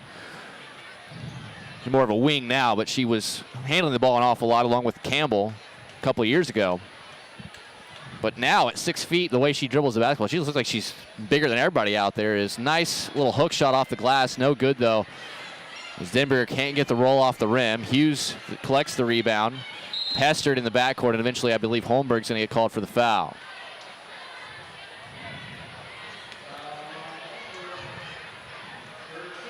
There's a nice influx, even though Norwalk's going to only have their 4th win of the season here in their first win in conference play. You can see the influx from the senior leaders who have been a part of this program for a while, and some of this youth, the Moritz and the Lammers, that we've seen so far. And they got plenty of juniors to utilize as well that we've seen. As Hughes drives, pulls up from 8, misses off the back rim. Marley Denberger rebounds for Oskaloosa. Here's Holmberg on the drive through 3 players, gets the floater to fall, and she'll go to the line for 1 more. Yeah, nice shot there by Lindsay. Got fouled on a little floater. The touch improving for her. I kind of like. She's going to make this one. She's going to make this one, he says. It's on the way. You're unbelievable. Nothing but the bottom for Holmberg. She's got 6. That was her first basket, by the way. Everything else come at the free throw line. As knocked out of bounds by Oskaloosa on the inbound pass. You know, I think it's fantastic, all these people showing up. It's, you know, it'd be easy on a cold night to stay home and watch or listen to us, but Oskaloosa coming out in force tonight as the gym is almost full. Down the other way, right. A great catch on a pass from Lammers, and she lays it in for her first 2 of the game. That was a one-handed catch on the run with Denberger right on her back. Holmberg has this poked away by Elgis. And then Belizzi somehow stays inbounds. Lost the handle, though. Goes on the floor. This will be probably a jump ball. It is. It goes to Norwalk.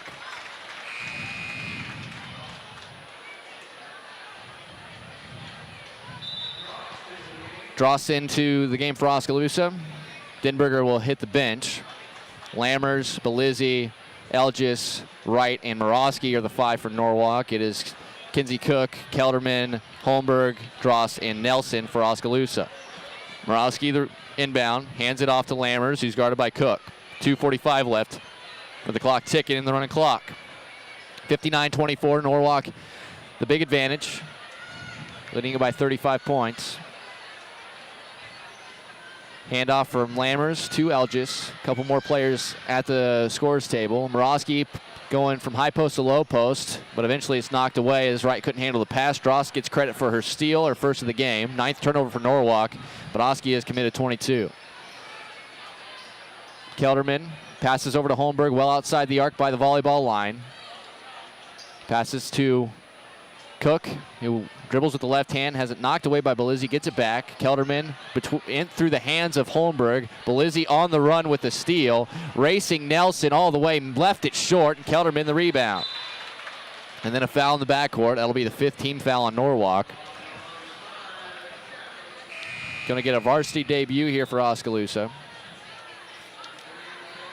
For the first time this season, Amanda Fay, who we see an awful lot at the JV level, a 5'11 freshman, still developing some of her basketball skills. She's into the game. Also, Ellie Wormerskirken. Say that 5 times fast. She's out there for Norwalk, along with Lauren Bice, a sophomore. I'm glad she got in the game so you could showcase your verbal skills. Missed by Fay. Rebound and putback for Mary Nelson, and she's fouled. Nelson's first bucket since the first half, where she hit 8 points in the first 5 minutes of the first quarter. And she'll go to the free throw line for one more here as Oskaloosa trying to finish with some momentum. The foul was whistled on the 5'8 sophomore, Ellie Wormerskirken. Nelson can't get the roll on the rebound. Fay gets a nice rebound and puts it in for her first varsity points. Good for her. Yeah. I mean, at 5'11", the freshman's got some high hopes. She needs to drop below the ball, though, on defense. 56 seconds and counting. It's 59-28. Oskaloosa doing what they can to, as here's a pass. Wormerskirken pulls up from 8. Wormerskirken for 2. Off a pass from Lauren Bice. Good help by Fay on the defensive end there. Over to Nelson, pulls up, left wing 3, just short. Drost saves it inbounds. Who's going to get it, though? Eventually Holmberg. And then she loses it. It's on the deck. Wormerskirken on top of her. You don't want to see anybody get hurt. Yeah, Holmberg, that was an awkward spot for her. I saw Weed Goodike one night lose a tooth and literally take it over to the bench like that. Somebody fell on his head, and then he was right back in the game. Here's Holmberg. There's 9 seconds left as the running clock has continued to roll. Here's Drost. Catch, shoot. Good. Nice shot. And that'll do it. Good way to finish the game, though. Oskaloosa did come on a little bit in that fourth quarter, although they lose by 31 to Norwalk, 61-30. Some things, at least late, Doug, that they can take and have positive feelings about. Yeah, they had some bright spots there towards the end. They did have some possessions where they moved the ball around well, and they're just going to have to keep working at it. And I told you they'd like to keep it within 20 to 25. They only allowed 21 points in the second half, while they themselves ended up scoring 14. So they did a better job defensively, but the offense is still going to have to come around as Oskaloosa continues to try to work their way to respectability within this very difficult Little Hawkeye Conference, as the Oski boys have come out onto the floor to a rousing ovation from the big crowd here at the Oskaloosa High School Gymnasium. We'll take a break, and when we come back, we will give you a recap on the girls' game, get you set for the boys' game after this on the No Coast Network. At Kinetic Edge Physical Therapy, we're proud to keep the Oskaloosa Indians and their fans safe and feeling good on and off the field. Kinetic Edge Physical Therapy is the expert in injury care, orthopedics, and sports rehab, with a new facility in Oskaloosa, complete with an open gym area in addition to several private treatment rooms.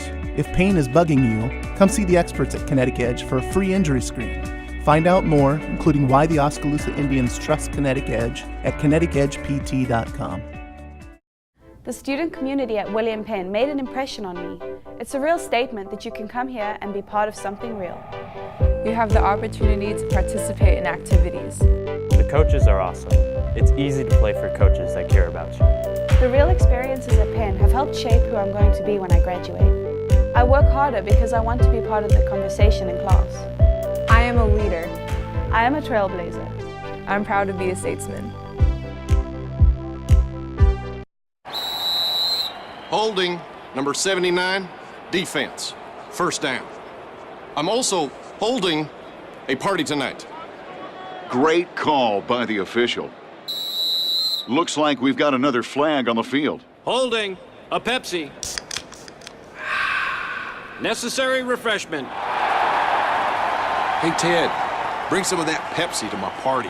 Pepsi and the NFL. Welcome to the Fun Doesn't End Zone. Layton State Bank understands that everyone's financial needs and goals are different. That's why it's essential for you to bank with a local bank that knows you personally and professionally. Layton State Bank is that bank.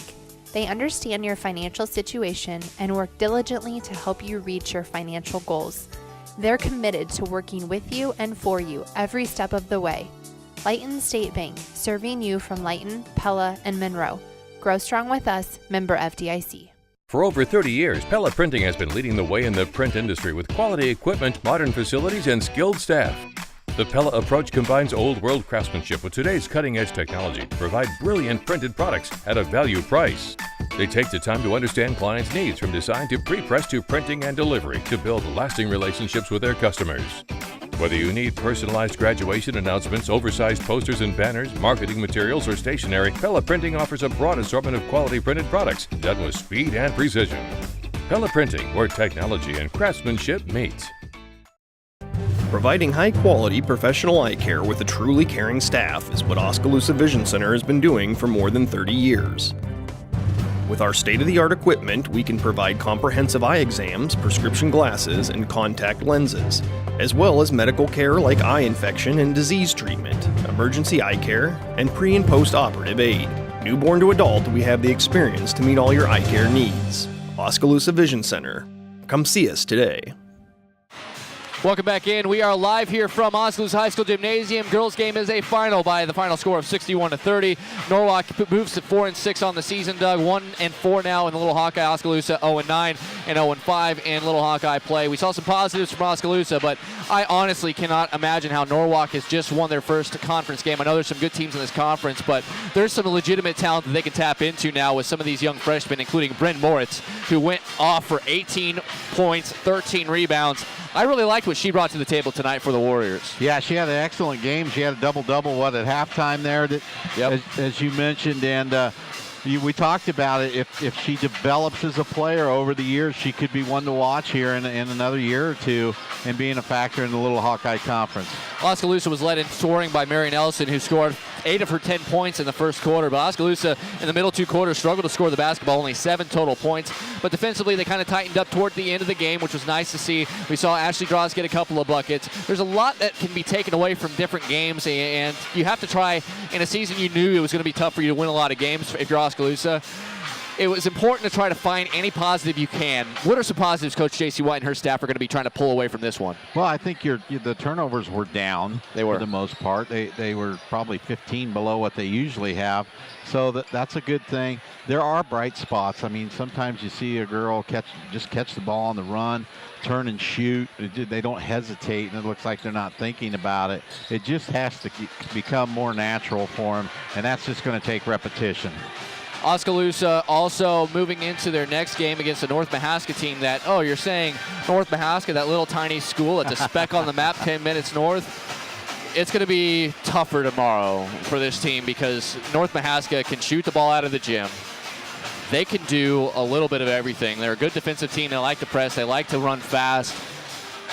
Oskaloosa, what do they have to do to try to get themselves ready for that stiff test tomorrow? Well, just play hard. That's not going to be pretty, Emery. Well, let's not fool ourselves here. That's a third-ranked team in Class 1A. That's a third-ranked team, and they're going to get after you, ball pressure, and they're going to try to force a lot of turnovers. So Oski's just got to bounce back, come out here tomorrow night and do their best. But North Mahaska's probably not going to have much mercy on the big sister.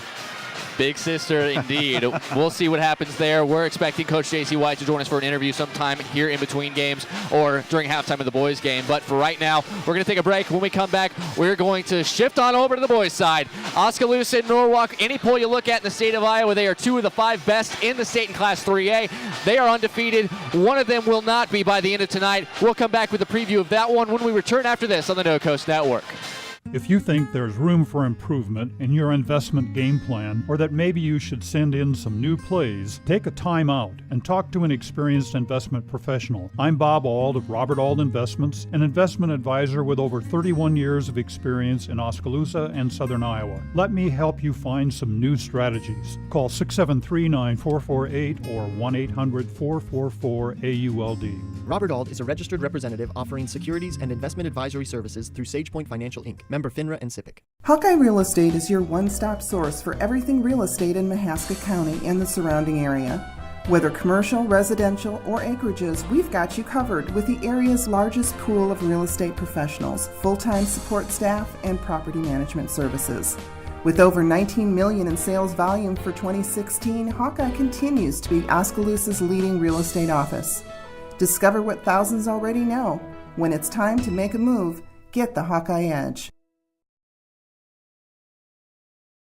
MCG's new gigabit internet is here, and it's a real gig deal! Connect all your devices, download an HD movie in 7 seconds. Get unlimited use, no limits, no data caps, and no slowdown. And stream a video with no buffering, ever. Work, play, create, innovate with MCG internet. Call to get your upgrade free for 30 days. Buffering video, spinning wheels are over! You deserve the best, and MCG delivers.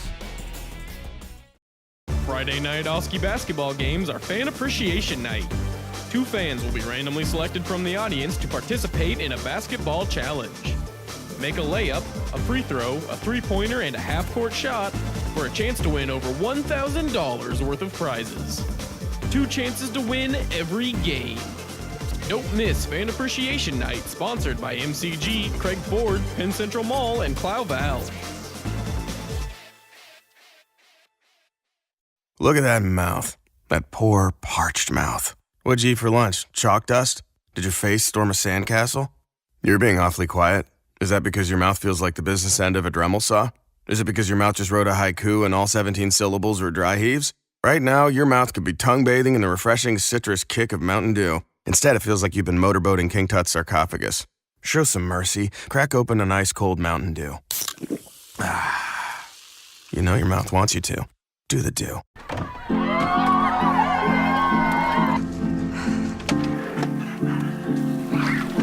Can I get some help? So happy.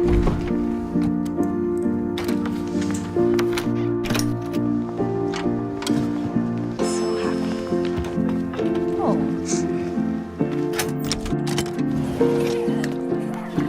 Whatever they went through together. Welcome, guys. Life well planned. See what a Raymond James financial advisor can do for you. Back here live, it's the Oskaloosa High School Gymnasium. I mentioned it earlier, I'll say it again. For boys basketball, this is the high school basketball capital of the state of Iowa tonight. Everybody who's anybody in the media, we have people from all over the place here, including college coaches trying to scout some of these kids. Players like Luke Vasky and Jared Cruz have yet to say where they're going to college. They are seniors, so the race to get them right at the end of their availability is on. Of course, we have some fantastic young players like Bowen Bourne for the Warriors, along with Cole Henry, Xavier Foster, and company for Oskaloosa. This is going to be a big game on a lot of fronts, but the most important thing you need to know, 8-0 Norwalk, 9-0 Oskaloosa, top 5 teams in every bit of the words that you could possibly say for both sides. In Class 3A, state championship contending teams. This game is going to go a long way into kind of figuring out what people think about these two teams. And we're going to learn a lot about these teams tonight as well. Well, we are, Emery, and this is going to be a good one. It's going to be interesting to see. Both teams like to get up and down the floor and run a little bit, but I think the key to this game tonight is going to be who executes their half-court offense the best. The athleticism on both teams might control the game and not allow a lot of run-outs. Norwalk likes to pressure on defense, get some turnovers, and get their running game going. Oskaloosa will take it right out of the basket or right off the board, and away they go. So it's going to be interesting to see if one team can get their running game going, but if they don't, who can execute in a half-court offense. This backcourt Norwalk has is about as big a matchup nightmare as you can possibly think of, because Oskaloosa, although they do have a lot of pieces that move around offensively, defensively in the backcourt, nobody's as versatile on the offensive side of the ball in the backcourt than Luke Vasky, the senior, and sophomore Bowen Bourne. They are a matchup nightmare for everyone they play, and Oskaloosa will be no different tonight. Yeah, Bourne gave us big-time problems last year in the first game over there. We was able to adjust to some things that he likes to do. For instance, he likes to go to his left and shoot a little runner, so we concentrated on taking that away in the second game, which Oskaloosa kind of ran away with last year. Vasky has been around for 3 or 4 years. My son Tanner has guarded him every game, so he knows him well. He's done a pretty good job on him. They're going to try to pick him up a little bit higher. I think he leads the state in assists, and he's a heck of a player.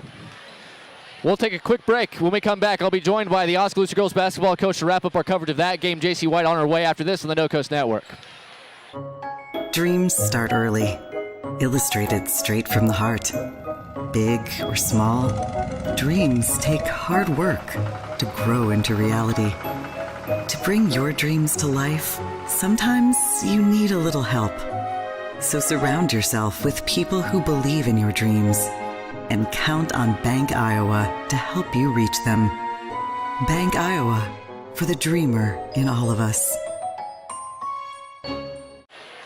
Oskaloosa up. I'm currently being joined up here in the press box by JC White. Coach, the game didn't necessarily go scoreboard-wise the way you did. I was actually impressed with some of the young pieces that Norwalk has, but what did you see positive-wise that you talked about to the girls in the locker room?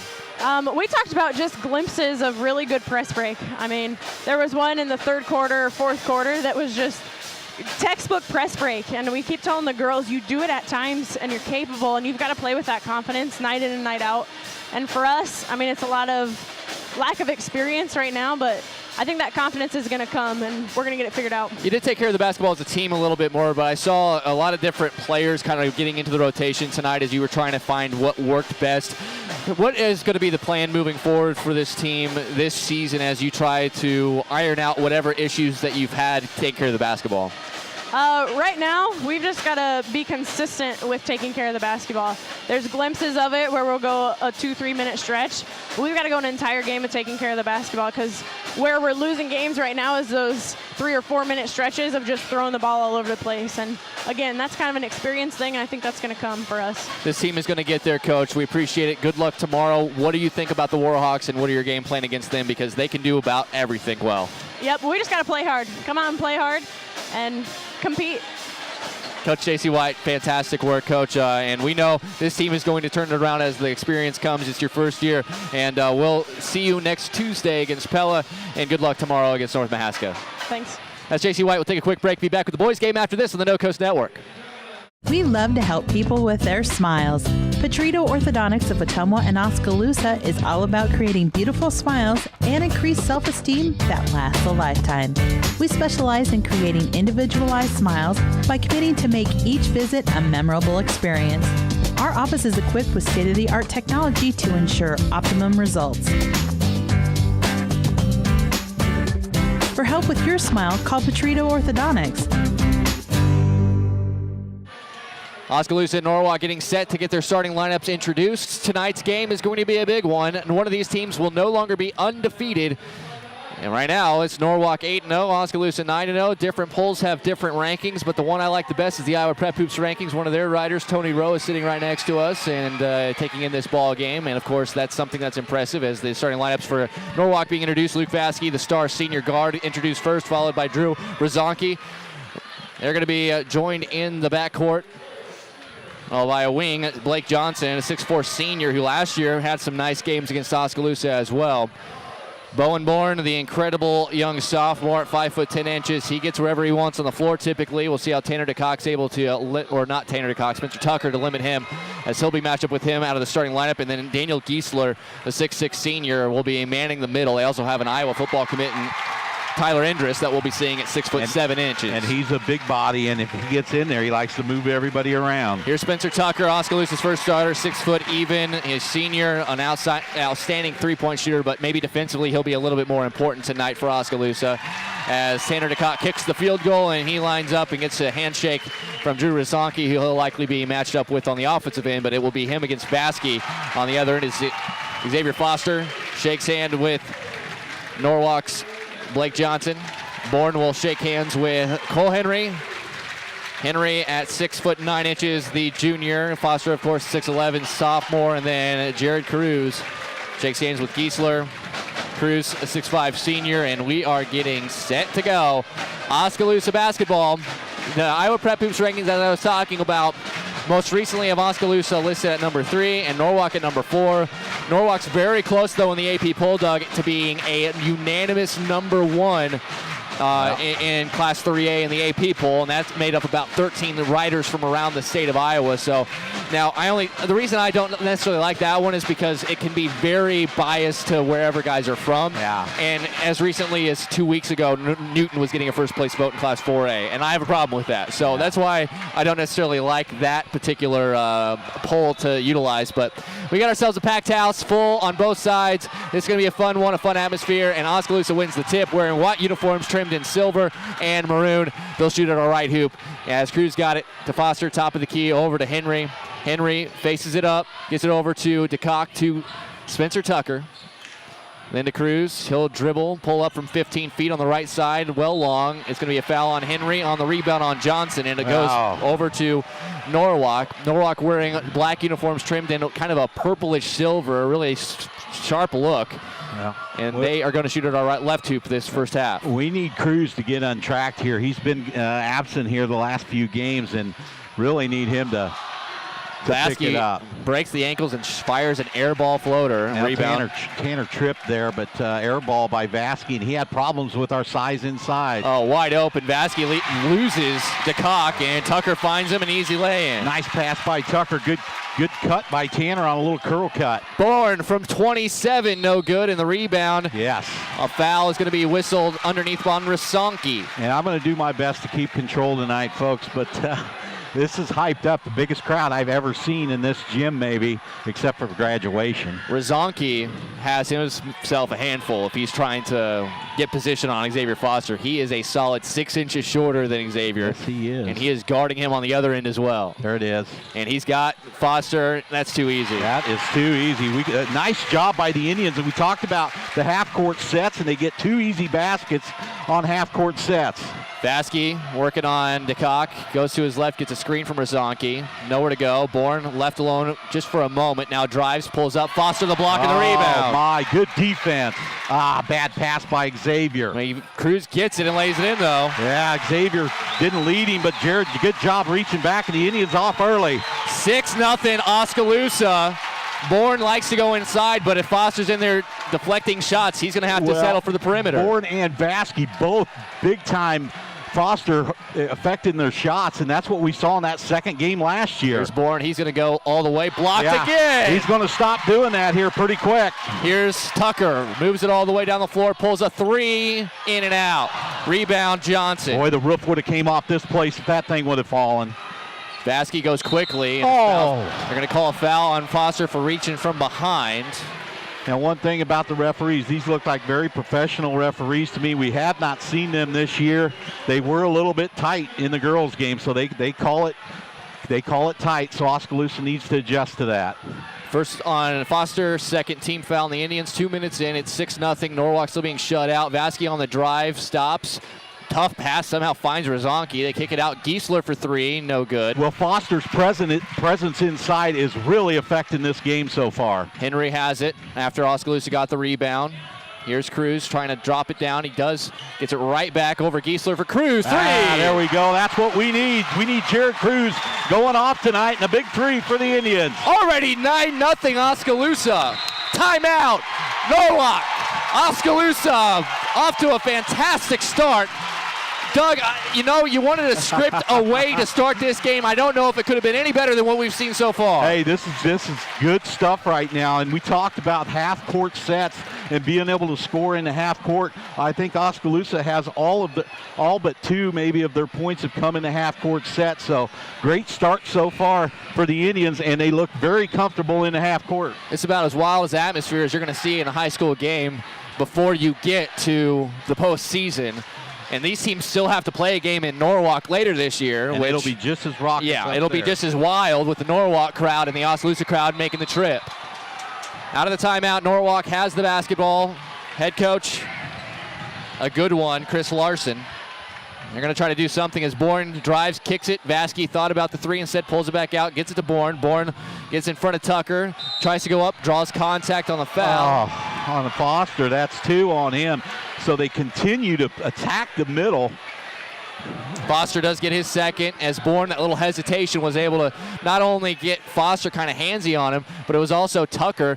He was in his back, so he could have got a foul on either of them, but wisely Bourne, being the heady player he is, wanted that foul to be on Foster, and he was able to draw it. So that's a big foul. 2 fouls already, and he has affected the game like none other. So that's about as bad a free throw I've seen Bowen Bourne take in his career so far. Every time, though, you'll notice him, he's on the left side of the basket. He's going left. We know that. We got to take that away from him. Second one up. He missed both, and DeCock the rebound. This is an 87% foul shooter. Oh, they are rattled right now in Oskaloosa's gym. Yates came in for Foster, so Austin's going to run a little bit smaller. Tucker, guarded by Bourne. He's all over him. Good pressure there by number 15 for Norwalk. Giesler. And I think he's made big improvements from the last year. Oskaloosa running a little weave here. It is Henry. Top of the key, over to Yates on the right wing. Bad pass from Yates, and eventually it'll be taken away by Giesler. Look at Vasky all the way. There's a foul as DeCock was trying to get back into position with that little stutter again. Vasky's so good at pushing the ball, and he's a very adept ball handler, and he draws the first foul on DeCock. Well, and we got a foul problem starting here. 4 fouls already for Oskaloosa as Norwalk just continues to aggressively drive the ball to the hoop. Still 9-0, Oskaloosa the lead. Vasky in the corner, stuck, but kicks it out, finds Johnson. Johnson looking for Bourne, eventually gets it to him, well outside the arc, outside the volleyball line. He's driving to the right, now crosses over, goes with the left, holds in the air, and that's a clear foul on Tucker. He can't swat like that. Yeah, I was going to say, there's no chance that's not a foul there. Yeah, it's halfway decent, but if Spencer overplays his right hand so he can turn to the left, he needs to let him keep going right and take away his left. First one, Bourne has missed 3 in a row. He missed 6 all season to this point. No, pardon, 5 all season to this point. He was 30 of 35 at the free throw line coming in on the year. He's 0 for 3 here now. The only player better that I can think of as a free throw shooter is Vasky, his teammate, and he finally puts one in for the first point of the game for Norwalk with 4:30 left in the first quarter. 9-1. Oskaloosa needs to continue to execute in the half court, not stand around here. Yates outside, picked up by Giesler, down to the block. It is Henry working on Johnson. Johnson reaches in and picks up the foul for him. That'll be his first. Well, nice job by Henry. He's going to go to the line for 2. Cruz has got to be more active after he passes the ball, cutting through in the motion offense. 4:16 left, and for Cole Henry, he goes to the free throw line, averaging 16 points a game, a 67% free throw shooter, and his first one is short. So if you look at the team stats, and this is a big difference, Norwalk usually shoots 75% from the line. Oskaloosa just above 60%. So that could be something to watch here as the game progresses. Nunakoven comes in, replacing Tanner DeCock. Henry misses both. Cruz the rebound, though. Goes right back up. No foul called, and the rebound, Vasky. Other way, Norwalk inside, up, under, and scoring is Tyler Indris for the first basket. Indris, a football commit to the University of Iowa, where he's going to be playing college football. But he's a huge body in there at 6'7", and he is wide. Henry working on, look at a spin from Henry, can't get the roll. Rebound comes off of the fingers, and that was a missed call. It was clearly off of the hand. Off the hand of Johnson. Johnson will get replaced now, as it'll be Tyler Johnson coming in for Blake Johnson. Well, so Cole got what he wanted. He set him up for the left spin and had a nice look. He just kind of rushed it a little bit. 9-3, Norwalk trailing by 6. They have the basketball. Here's a screen from Indris for Bourne. He gets by Henry, goes all the way, misses the lay-in, but Indris, following the play, lays it in. Well, good help. We got to rotate on that backside and box out Indris. That almost works as a pick and roll, honestly, with Bourne. He's going to make the shot, or he misses it long. Indris is right there. Cruz, Nunakoven. He plays catch with Yates for a second. Now Cruz has it left wing, and in the half court, Oskaloosa has really standing. This is not looking good at all. They have struggled in the half court against both Dallas Center Grimes and Newton, the 2 tough games that they've had so far this season. Cruz dribbles to his right, now will attack, tries to slice by Indris. and will draw the foul and take 2 shots at the free throw line. Jared's got to get untracked here. He just does not look comfortable. He's not looking for his jump shot. And he's only a 52.8% free throw shooter this season, something that he, I'm sure, would like to improve on as Indris gets his first. The first free throw is on the way, in and out. So here we go. Well, Bourne handed you 3 missed free throws, and you've given them right back in short order. Well, we've been stuck on 9 here for a couple minutes, it seems like. It has been, for sure. It was the first 2 minutes. Oskaloosa was ahead by 9. They haven't scored since. That one is good, though. And Cruz has 6 points. 10-5, Oskaloosa the lead. 3 minutes to play in the first quarter. Norwalk basketball as Vasky gets a nice screen, goes all the way with the right hand and lays it in. Indris, that body, too easy. He gave Nunnekoven a little stop and go there, and Tucker just he burned him on the baseline. And as soon as Indris sets a screen for you and you're not on your feet completely planted, you're going to be knocked out of the play pretty easily. Henry faces up, now drives on Giesler. Vasky comes across and gets the steal, gets it ahead to Bourne. Bourne up, under, and there's a foul. That's a foul. We got to stop hacking at the arms. Well, and Tucker with his palms up, but he's clearly swinging at his arms as he's going up for the shot. Those are clear fouls, especially when it's that visual. Yeah, but they actually get Nunnekoven for the foul. Whether you get all ball or not, when you swing at the ball like that, you're going to get a foul called on you. Just get your hands straight up. Bourne does make this free throw. He's getting a lot of work at the line right now, which could get him going. And he's usually money from there, but now just 2 for 5 in this game so far. Second one from Bourne, good, and it's now 10-9, so Norwalk has answered with a 9-1 run of their own after Oskaloosa started with a 9-0 run. 10-9, Indians lead and the ball. Cruz. And all they're doing, they're denying some passes on the perimeter, and it's throwing us into a funk. Nunnekoven left wide open for 3, just misses long. Indris clears the rebound, and Vasky moving ahead. Vasky not going to slow down for anybody, all the way, misses the shot. Good shot contest from Nunnekoven on the last minute, and Cruz with his 3rd rebound will dribble it up himself. He'll spin, a little bit of contact, no foul called. Rebound, eventually Indris, and then Cruz going to get called for reaching in. Yeah, and our fouls are just reach-in silly fouls. Yeah, and that one's 70 feet away from the hoop. Yeah. And that's going to be the 7th team foul already, just 6 minutes into this game. And it's 1-1 for Norwalk on this end. And Vasky goes to the free throw line. It should be Indris at the line. Nobody going to catch this. Yeah. Indris was clearly the one fouled on this end. 55, they're not catching it. Nobody's saying anything. Shooting. They missed it. Well, and now they're going to blow the whistle. And he missed the free throw. By the way, the difference between Indris shooting and Vasky shooting, Vasky at 92%. Indris is a 48% free throw shooter. So that's why this is such a big deal. But he misses the free throw. Now they're going to credit the crowd on that one. The crowd started yelling 55, and then they blow it right as he's shooting it, and he misses it. You absolutely know that's been practiced in the Norwalk gymnasium. Yeah, well, what do you got to lose? You don't every time there's a foul called, Luke, you walk to the free throw line. Walk to the free throw line. And they almost didn't catch it. And they didn't catch it until he shot the ball, but he eventually did miss it. And we got to box out. Either way, here's the first free throw. In and out and back in. What do you know? He'll probably make 2 here.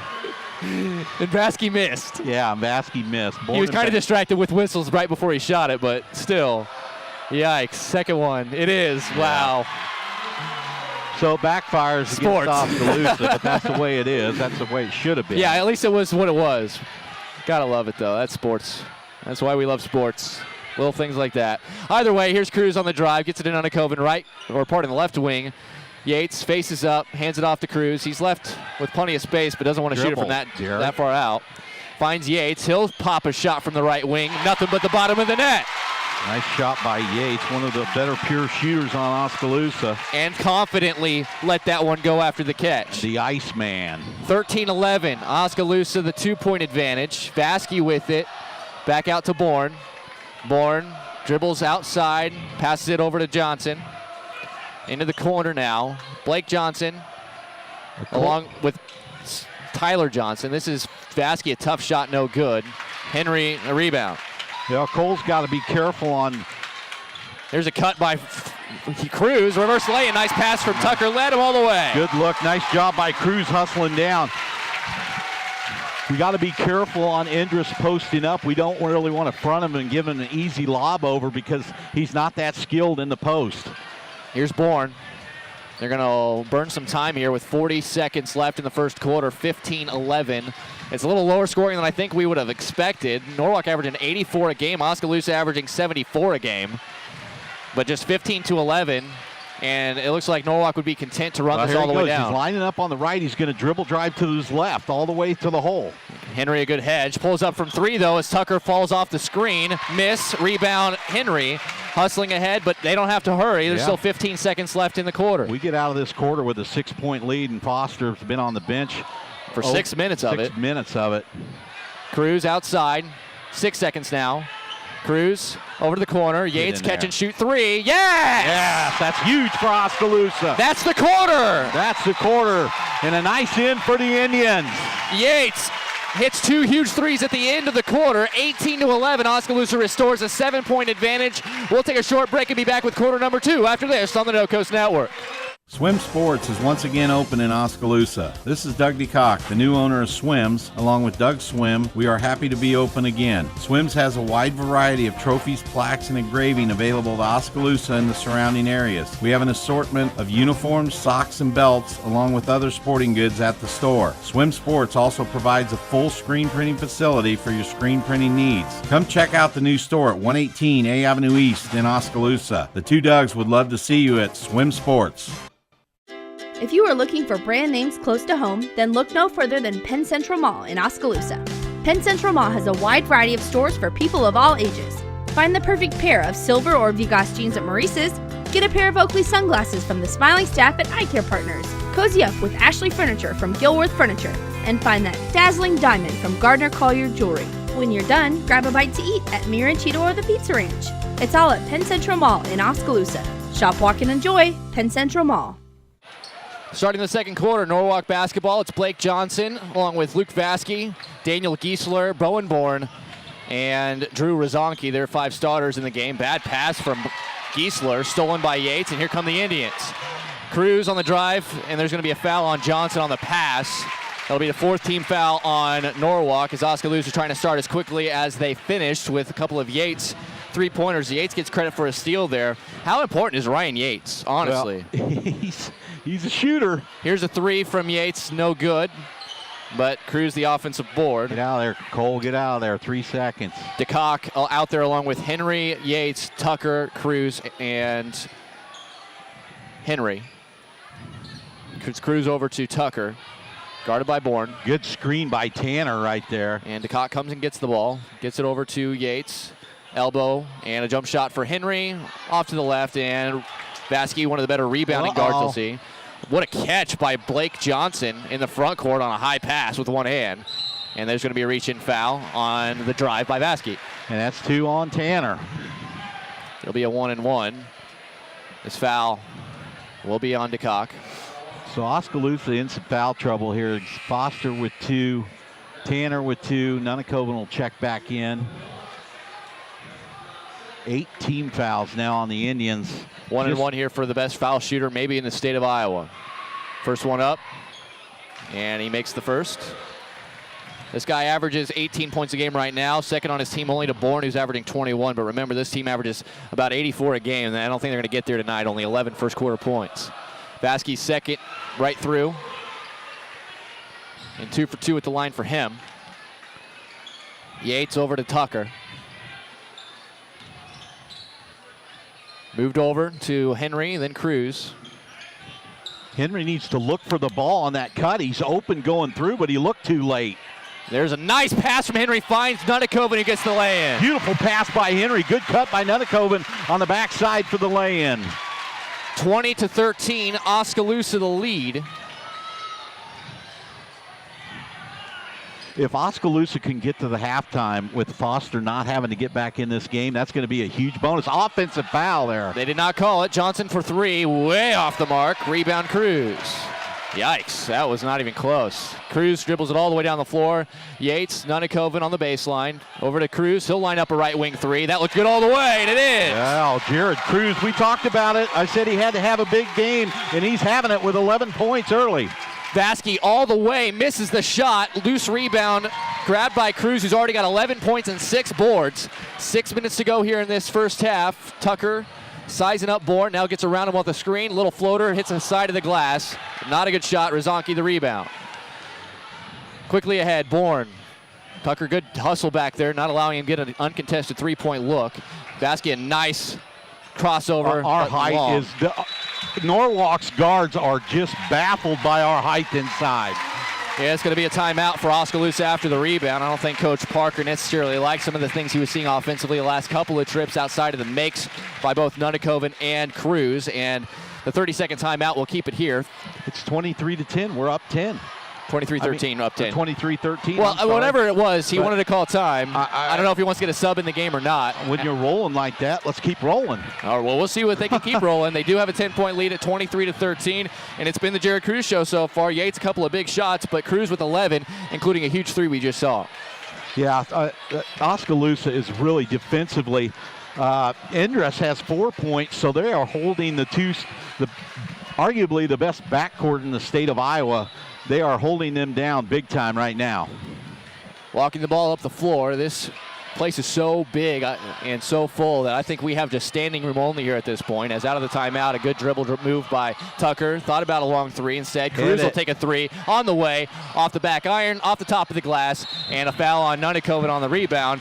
Tyler Johnson had position, and he'll go to the free throw line for another 1-and-1. Well, we got a problem developing here. Nunikoven just picked up his second foul. Tanner's got 2. Nick Harrington would be the next guy in at that position, and Nick's a pretty good defensive player also.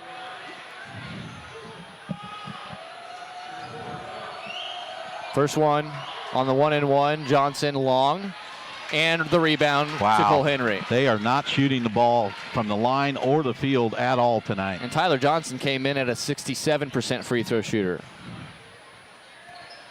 Here's Cruz in the right wing, finds Yates. He'll just shoot it over Vasky and hit. Well, he's about 6'4". Vasky's about a small 6'1", so he's got 3 inches on him almost.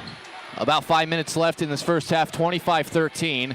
Andrews coming back to the scorers table for Norwalk. They got going when he came into the game in the first quarter. We'll see if that's the case here. Vasky, good dribble move, kicks it out to an open Rozonki. Good job by Cruz on the help defense. Rozonki ain't shooting that three-point shot. And that's what you got to do. Just stand there and don't try to block shots every time, because they are intimidated by the height inside. Vasky thought about passing to Johnson on the cut, gets left. To Bourne instead. Watch him going left. Rotates it. Giesler, he wants to drive, goes all the way. Nice drive, but he misses another shot. They have missed so many routine baskets, including free throws in this game. And Oskaloosa looking to try to continue to take advantage. Yates gets a screen from Cruz, passes it to him. He'll drive, go up, lay it in. That's a way to lay it in, Jared, not try to jam it in. And Oskaloosa extends it to 14. Norwalk's offense is baffled. Full timeout called by the Warriors. A 30-second break for us. We'll take a quick break. Be back with more. Oski by 14 in the first half on the No Coast Network.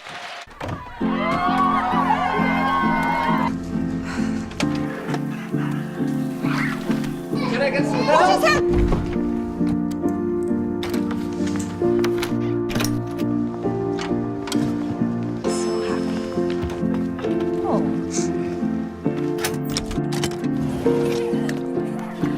Whatever they went through together. Welcome, guys. Life well planned. See what a Raymond James financial advisor can do for you. Oskaloosa looking strong here with a 27-13 lead against Norwalk, who some have as the #1 team in the state. Norwalk's traveled pretty well. I haven't seen Norwalk travel this well to an away event for a long time. Also, Oskaloosa, you knew they were going to come out and support this team, and they have. As big a crowd as Doug says he's seen in this gymnasium. I haven't seen many that rival it as well. The only things that rival it are those neutral site postseason games. I've seen a couple of sub-state games here, one specifically in between Davis County and Pella Christian that was absolutely rocking in here as well. But I don't know if it had the people that this has. We have people standing in the corners at all 4 sides, both on the floor and above on the balcony. And it's a fun atmosphere, and Oskaloosa's taking advantage, and Norwalk has really struggled shooting the basketball. They just do not look comfortable at all. Endress right there is not an offensive threat. Here's Vasky. He's going to go on the drive against Nunakoven. Offensive foul. Nice job by Nunakoven getting the foul on Vasky. He had a couple of those where he just kind of like, and sometimes in your head, you don't think you're doing anything, but that arm kind of flails out to give yourself some space. He's done it twice now, and that time he got caught with it. Yeah, let's hope Oskaloosa can play tough this last 4 minutes, and then they'll get their full lineup back in the second half. Yates just steps back and shoots a 3! Oh, the Iceman is picking away. I've never seen him shoot a ball like that before. He is hot right now, cooking with that special sauce. Outside the arc, here are the Warriors. Tyler Johnson gets it to Vasky, and Norwalk cannot figure out what to do offensively. This is a team that scores 84 a game. Vasky finally gets a finish at the rim. Well, he's going to have to do something now. Finally got all the way to the rim. We just didn't move quite quick enough for big guy, but it was a challenge shot. 30-15, Oskaloosa doubling up the Warriors here. This is a surprising start to this game in the first half, but you can't rule out how good Norwalk is as Henry has it taken away from behind by Giesler. Giesler's second steal. There's a charge. And another charge. That's 2 on him. Vasky gets another charge running right over Nunakoven, who's doing an excellent job on the All-Stater. The Goose, Tucker Nunakoven, drawing 2 big fouls on Vasky, so now the foul situation starting to even up here a little bit. 6th team foul on Norwalk, and that is the 3rd turnover they've had. And I guarantee you Norwalk's bench is nowhere near Oskaloosa's. Now, we've seen that already in this game. They don't go very deep. Their top 6 guys are pretty good, though. Tucker catch and shoot from 25, way off the mark. Giesler the rebound. Jared needs to look at the shot. He just passed through it there. We need him to look for a shot. Bowenborn trying to lose Tucker. They get it to Giesler. Dribbles to his right, hands off to Tyler Johnson, left wide open as Yates goes under the screen, and they miss again. Jeez, that's an ugly-looking shot, too. Quickly ahead, here's Yates. He'll shoot it from the left wing this time. No good. Good job by Nunakoven. Yates can't finish the rebound, though. And take the charge, Cole. All the way down the other end of the floor, here's Vasky. And he'll just shoot it over the top of Nunakoven and miss. Go. And then a foul in the backcourt. Boy, Jared needs to go with the ball right there. We had a 3-on-2 if he takes off. He can dribble. 1-and-1 coming for Cruz as he's fouled about 70 feet away from the rim. Boy, Norwalk just looks. Did you see that shot? I don't know what's going on. Tyler Johnson, who took that shot, is 6 for 16 from 3 coming in. So not a guy that shoots it very much from out there. We need these. We need to extend the lead here. While they're cold, you want to take full advantage of that. Front into the 1-and-1 from Cruz. Nothing but net. This game is very reminiscent of the second game last year in Oskaloosa where they built a 25, 27-point lead going into the 4th quarter. Second free throw on the way. Got it again. Money from the line there. 2 for 2 for the senior Cruz. 17-point lead. What a defensive effort tonight from Oskaloosa. Bourne drives right, and then the reverse lay-in. Yeah. So he went right for once and got the finish. Well, he went back to his left. And here is a nice leak out by Cruz, found by Tucker. So and he's got 17 in the first half. We've got to keep playing good D. Don't let these guys start getting off. Bourne pickpocketed by Tucker. Going the other way as Tucker gives it to Nunakoven. He goes, traveling violation. That was close. 34-17, and that Norwalk 17 is equaled by the 17 by Jared Cruz in the first half. Wow, great defense so far. Xavier Foster has played 2 minutes. That's a clear out. Foul on Nunakoven. Yeah, he's swatting again. Vasky got a step on him, and he tried to recover and could not get the clean block. Instead for Nunakoven, that's number 3, and it'll be a 2-shot foul for Vasky, the 92% free throw shooter, who tonight is 2 for 2. And he misses right on cue. Wow. Right on cue. You know, I know it's tough to do, but if you're side saddle with them, you almost got to trust that one of your bigs is going to be there to help you on the glass. Rolling that one home is Vasky. He's got 7 in the first half, 3 for 4 at the free throw line. 34-18 now. Indians by 16. I think we need to run a little clock. Be patient here. Henry. Get a good look. Right there wing. It is. Finds Nunakoven in the corner. Instead, they go down low, and Cruz on Blake Johnson all day long. They cannot guard Cruz tonight. And Blake Johnson just kind of stood there and watched the little right-handed hook down in the paint. I got to take a little credit. That was my pick to click tonight. And he's got 19 in the first half, Doug. 55 seconds left here in this first half. Bourne gets around, loses. Nice kick out. Vasky wide open three and a foul. And they're going to get Nunakoven for his fourth. Jiminy, 4 on Nunakoven already on a three-pointer. And that's going to be 3 shots. And that's just a senseless foul. Yeah. The referee had to see something to blow the whistle there, and it was clearly after the shot. But it'll be a 3-shot foul because the shot hadn't gone in yet or hit the rim yet. So Vasky to the line to try to shoot 3. Now he's going to drop all 3 of these. If I'm Oskaloosa, I may look for 1 shot here. 49.5 seconds remaining. It looks like Tyler Miller is at the scorer's table for Oskaloosa. 4 fouls already for Tucker Nunakoven, but has done a good job. Drew a couple of fouls in the defensive end, and he should get a nice hand here and will. So Coach Parker elects to go with Miller, which I think is a smart thing. He's going to leave Tanner on the bench, bring him and Xavier back with only 2 fouls for the whole second half. So I like the coaching move here. Let's take 1 shot. How about that? 10 in the game for Vasky as he does drop all 3 free throws. I'll take a 15-point lead at half, or 17. 36-21, and we'll see what Oskaloosa's offense elects to do here as Tucker dribbles it up the floor with Bourne, giving him a little half-hearted pressure all the way up the floor. Here's Miller. They're playing it well outside the arc. Tucker into the corner to Yates. Yates, top of the key, Henry. Henry, a dribble, kick out, Yates, and they'll settle it back out to the outside. Little old school Dean Smith 4 corners. 27 seconds left in the first half. I love it. Miller bounces it into the corner to Cruz. Cruz back out. Miller. Jeez. Lost it for a moment, got it back. Gets it to Tucker. 15 seconds left now. We score here, this place is going to erupt. Pass is tipped, though. Knocked out of bounds. It will stay with Oskaloosa, though. Active hands that time. Miller's got to be more careful with the ball in his passing. It was Carson Raper, the junior, who just came into the game, knocking that ball away. 9 seconds left. Set some screens. Somebody move. Yates gets it in by lobbing it cross court to Miller. Miller back to Yates. 7 seconds now. He goes over to Miller. Miller gets it to Cruz. There it is. Corner. Good luck. 3-pointer. Good! Woo! Hits Cruz. it at the buzzer! A beautiful ending for the Indians. Cruz with 22 in the half.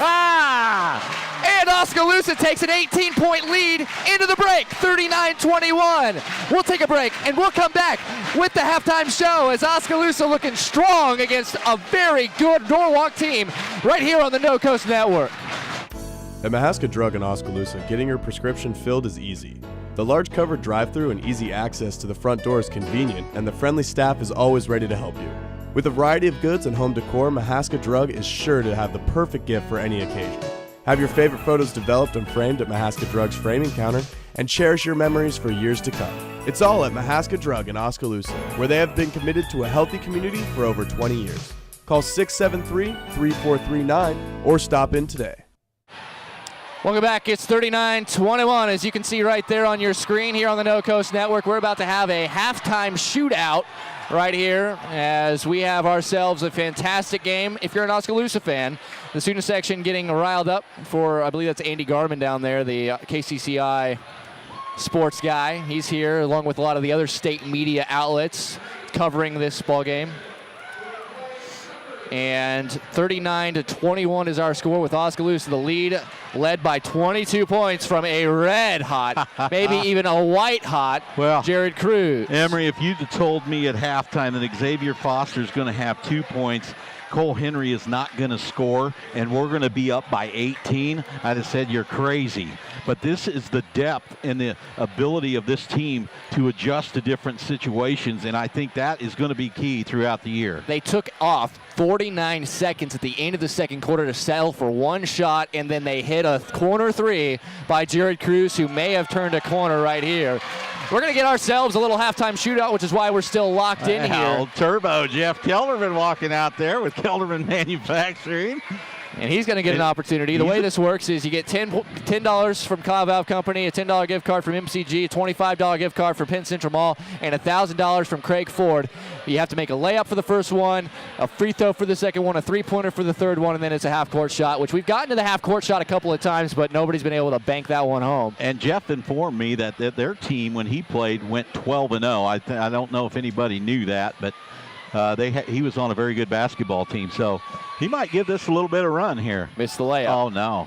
Makes the second layup. He's got 45 seconds to do that. Down to 40. Free throw is up. And he gets the roll. The ribbon's kind. He's hustling. He's towing that line. No way! No way! He's got 30 seconds. He's hit the rim 8 times in 2 shots. Half-court shot on the way. Way short. Come on, Turbo. You got to pick it up a little bit. This is not like it's sitting in a deer stand like he's usually doing. 15 seconds left. This one little closer. Hustle. He may have one more shot at this. The crowd getting behind him. He's hustling back. Here he goes. Last chance for Kelderman. Good job. Settles down to 3 on the way. But he does get the Cloud Valve $10, the MCG $10, and the Penn Central Mall $25. Congratulations to him. And we'll have one more go around here. By the way, I've been Scott Reister, who's actually the KCCI announcer here, or sportscaster. I apologize for butchering that. I should know better. And here's another basketball player. I think this is Clay Tucker, who played for the Indians about, 5-6 years ago. An all-state golfer, right? Yeah, very good golfer. Went to William Penn University. And we're off and running with Mr. Tucker. He has a brother that's on the team, Spencer Tucker. Misses this free throw. Second free throw. He's not even worried about looking at the rim. He is just going as fast as he can. And he does get the generous roll after clanking that last one. He'll step out beside the three-point line and missed that one. He'll step back. He's got to make this one. And he does. All right, he's going to get at least one, maybe 2 cracks at this. He's going to have to hustle. He lines it up. I don't think he's going to get 2. He's on the way. Back iron. He will get one more. Good bounce, and so he's going to get one more. Take your time. And he's on the way. 3 seconds. Can he get one more? At the horn. That was fun, Doug. Good effort. That was fun. The $1,000 still unclaimed, but you have to love it on Friday nights here at the Oskaloosa High School Gymnasium. So we will take a formal break.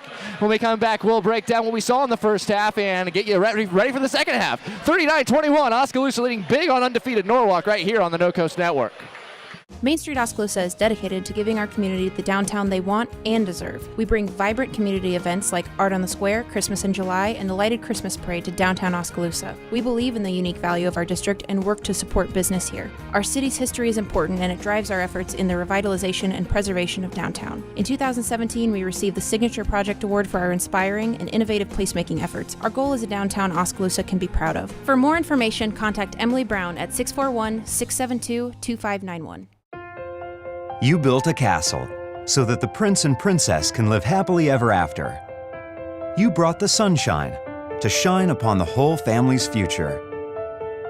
But when the sun hides behind the clouds, State Farm can help. We put the life back in life insurance to protect your family's finances, not only in the future, but today. Call your State Farm agent Kelly Style in Oskaloosa today. At Clow Valve Company, being the premier place to work is part of our core vision, and this includes helping our local community be a premier place to live. Clow cares and is committed to creating a happier and healthier community. By volunteering in local events and fundraisers. By donating to nonprofit organizations. By leaving a better tomorrow than today. Clow is more. We are Clow Valve. Kevin, meet your father. Kevin. Kevin. Kevin. Kevin. Kevin. Kevin. Kevin. Kevin. Kevin. Trusted advice for life. Kevin, how's your mom? Thank you. Life well planned. See what a Raymond James financial advisor can do for you.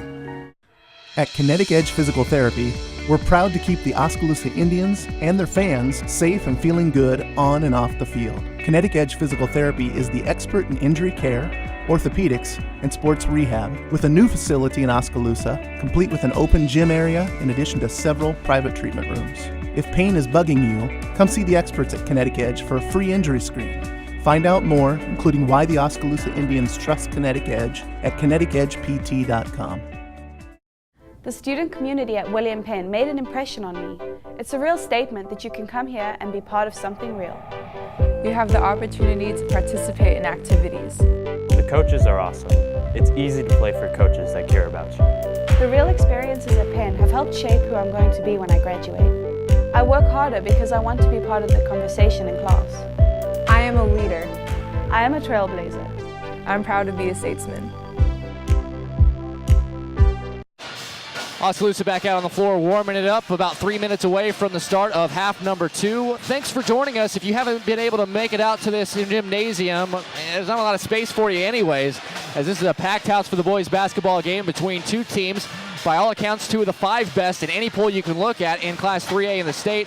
But it's really only one that showed up in the first half, and it was Oskaloosa leading 39-21, led by 22 points from Jared Cruz and 11 points from Ryan Yates off the bench. That's 33 of your 39 points right there by 2 guys, Doug. First question, can they sustain that offensively? And second of all, Norwalk averages 21 points a quarter, and they have 21 in the first half.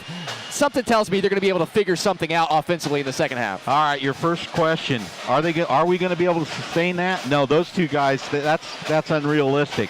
But if you would tell me that 4 of our starters have a combined, what is it? 6 points. 6 points? Oh, 4 points. 4 actually. points from 4 starters. I would say we're getting blown out. So we need the other guys will come along here. We're getting Xavier back for the defense. Now, if you're Norwalk, you're going, oh my goodness, Xavier's only played, and I hate to continually go to the X Factor, but he is the X Factor inside. He was affecting shots, and I think it continued to affect him even after he left the game. Yeah, Cole Henry's long arms in there. Yeah. So Cole Henry didn't come out of the game after that. You know, we're not going to get shorter. It's our intensity. Will we stay intense? We did not do that at Newton. We almost let them creep back into the game and win it. So we need to come out here, put a 10 spot on them, and say ball game. Otherwise, we're going to be calling timeout with a 10-point lead just into the third quarter. I routinely call winning time right around that 4-minute mark of the third quarter. The first 4 minutes of the second half always seems to really tell a story of a game. 18 points might seem like a lot, but for a team that averages 84 a game, 18 points can be made up pretty quickly. You have 16 minutes of basketball to do it. They average 42 points every 16 minutes they play. And Oskaloosa hasn't necessarily been a very good second half team, to be honest with you. So that's something to keep an eye on here. It's not over by any means. Far from over. You're exactly right, Emery. And, you know, they're going to score more. They got 21. My guess is they're going to get to 60. Yeah, I would guess right around there. So if you play that kind of percentage, can we score 21 points in 2 quarters? I like our chances. But you just can't let them spurt out. They're not – I've never been sold on their three-point shooting, and tonight's really kind of verified that. They like to dribble drive, but our size inside has just created a nightmare for them on their dribble drive. Well, we watched Blake Johnson. I'm watching him warm up right now. Blake Johnson just made 7 consecutive threes from the right wing, so maybe I know that's just warming up and not a necessarily contested shot in the heat of a moment, but when you're Blake Johnson and you're 11 for 21 from 3 and you're shooting at 52% on the season and you've shot maybe 1 time all game long and it wasn't a 3-point shot, maybe you got to go to that 3rd or 4th guy here, Doug, because Vasky, although he has 10 points, 5 of those came at the free throw line. 6 of those came at the free throw line. Yeah. And Bowen Bourne has 5 points. 3 of those came at the free throw line. Maybe you got to look at Blake Johnson, try to get him some open looks. Well, why not? I mean, you got 21 points. It's not working for you, but you know, that's the way they played all year. It goes through those 2 guys, so that can be a problem. And you talk about Oskaloosa, it can go through 6 different guys. Yeah, so that's an advantage there. Look for Chef Henry to have a good half here. It is Henry, Foster, DeCock, Cruz, and Tucker, the 5 starters for Oskaloosa to start this half. Henry's got it down on the block. Pass fake, goes up with a right-hand hook, a little long, and Vasky underneath gets the rebound. Really good look, too. Here's Johnson, blocked by Foster. There it is already. Rasanki the rebound to reset the offense. That is a third block for Foster in limited action. The first two were on Bowen Bourne. Bourne, little stutter step. He goes, fakes, travels. No, he got fouled. Bumped off his spot. So see which way he goes. Why do we continually let him dribble to the left? I would almost play with my back to that sideline and force him to use his right hand. He's going to get this one. There are a couple of guys in the area. It's the first team foul on Oskaloosa, and it'll be Cruz's second. Cruz, if you missed it, had an unbelievable first half with 22 points, 8 rebounds, and 3 assists. He was around the ball all the time, and he didn't really take a break. Him and Henry, after Foster got into foul trouble, they both were out there the entire first half. Here's Bourne. He's going to get around a screen, get by his man, go all the way. That's a charge, and that's exactly what you have to do to stop all this penetration. Jared Cruz is having a heck of a game tonight, and great job taking the charge. That's how you stop that dribble drive like that. It is the first on Bourne, first team foul, 5th turnover. Both teams had 4 first half turnovers. So neither of them a little sloppier than the other. One was making shots and one wasn't. 7:05 left, third quarter. Bourne on Tucker. Tucker drives to the right, tries to lose his man, passes it over to Cruz on the right wing, guarded by Giesler. Giesler going to try his hand now on Cruz. Drives with a little left-hand shovel pass to DeCock, who gets it to Tucker out by the circle in the middle of the floor. The offense doesn't look good now, but at least it's patience. The clock running is not a bad thing. Absolutely. For Oskaloosa. Cruz will drive. Little righty hook is going to be a foul on Giesler for really the same thing we saw a lot of Oskaloosa fouls called in the first half. These guys, they're tight on the blocks. Yeah. It's got to be clearly all orange. Yeah. Foster did not get called for fouls trying to block shots, as the first free throw from Cruz, long all the way. Jiminy. He did go 3 of 4 in the first half, though. Yeah, well, for a guy that has struggled at about 50% clip this year. 60%, which is our team average. His second is through. And he's going to shoot them better. He's just too good a shooter to keep missing free throws. 40-21, largest lead for Oskaloosa here at 19 points. With 6.5 to go in the third quarter. That's it. You need to sit inside. Xavier there. Bourne, got his man in the air. Little long 2 from Bourne, and then Henry lost the rebound. It'll go out of bounds. But did you see Bourne have to pull up? Did you see Bourne have to pull up from 18 feet and then kind of fade away from it as he saw Foster closing in? And he wasn't even close. No, Foster this is a guy that just does not miss shots, and he is completely baffled by what he should do with the interior presence of Foster. And there Xavier leaking back over. Blake Johnson for 3. There it is. Hey, what did I say, Dougie? Good call. You said he hit about 7 in a row in warm-ups. And from the other wing, but it works just the same. It's the same distance. And he makes his first shot from outside of the arc tonight. He is over 50% from 3 on the year. Doesn't take rocket science to figure out. You maybe let the guy shoot a little bit. Our offense is terrible right now. Everybody's standing around. Henry drives, it's pulls all up. One-on-one. Tough shot. 10-footer is good. Yeah, I agree, Doug. That's not necessarily the perfect shot you'd want, but 2 points is 2 points. And cut through. Bourne standing. Drives, foul on Tucker as Foster comes over and erases another Bourne shot. And that just gets in your mind if you're Bourne. You're like, holy cow, the guy came from the other side of the And then volleyball spiked it, yeah. Second foul on Tucker, second team foul here in the second half. And if you're Bourne, maybe that's just, you got to keep getting fouls.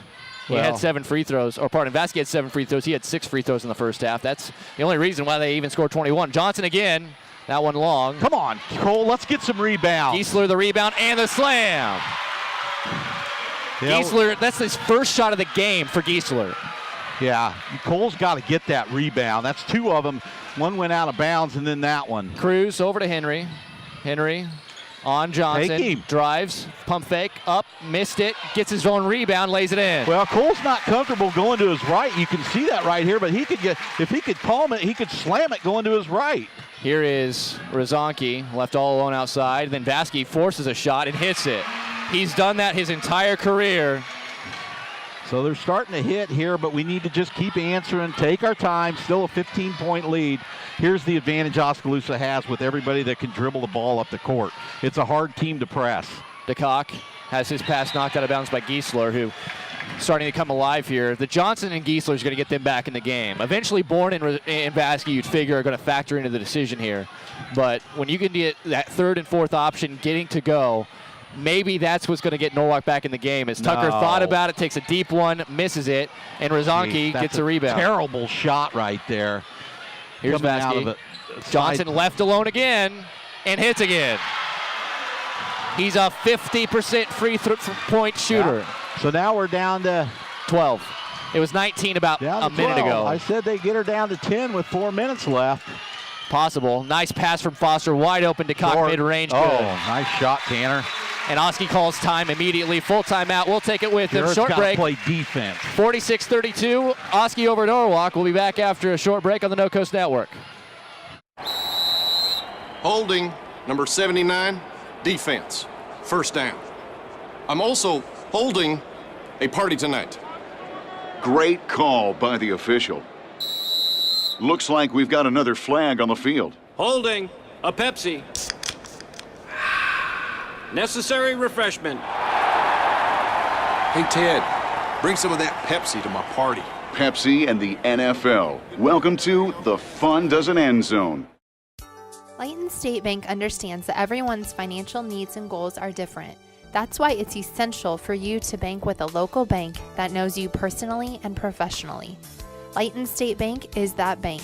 They understand your financial situation and work diligently to help you reach your financial goals. They're committed to working with you and for you every step of the way. Lighton State Bank, serving you from Lighton, Pella, and Monroe. Grow strong with us, member FDIC.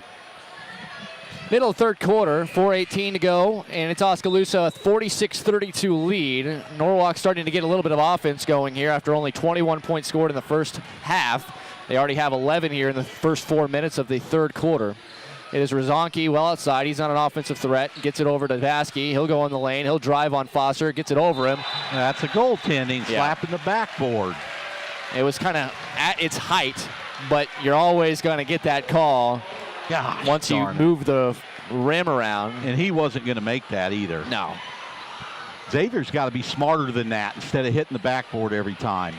Here's DeCock into the front court, over to Cruz. Foster says pass it to the corner. Well, Tanner was going to look in there. He told him to pass it to the corner, but then he moved up. Oh, Cruz had missed a little the slip. leak there. Cruz now goes. Giesler falls down, and an easy finger roll for Cruz. He's got 25. Giesler lost his footing, and Cruz continues. Johnson from 25, yes! Wow. He took one shot, and it wasn't from three the entire first half. He made 7 in a row before he went back to the bench to start the second half, and he's made 3 of his first 4 to start the quarter. Well, we got to guard him. Get out there and make him dribble drive into where our help defense is. Here's Cole Henry over to DeCock. Tanner needs to look at the basket when he gets the ball. Tucker down to the block, and then he goes weak side. Here's a drive. DeCock off glass is good. A nice job by Tanner now with 6 points. He's 3 for 3 from the field. Nice pass by Vasky off the knee of Giesler. Wide open underneath the rim. And if this game becomes a 5 to 6 point game, they'll look at that play in the film that could have changed everything right there. Yeah, because they could have cut it to that magic 10. We're down to under 3 minutes now, so if Oskaloosa can get a score here. Go back up 15 or 16. Yeah, look out, Jared. Cruz dribbles it up. 50 to 37 with 2:45 to go. Cruz working on Giesler outside the arc. I like the patience with Oskaloosa's offense. I don't like the movement. There it is. All the way to the rim on Blake Johnson, who does not have the height for it. They are absolutely doing to Cole Henry what we need to do to Bourne. They're making Cole Henry use his right hand. Here is Johnson. He'll shoot another 25-footer. This one off to the left. The rebound loose. Indris ends up with it. Kicks it out. Vasky for 3, and he hits it. Jeez, they're hot now. Yeah, they're starting to get it going.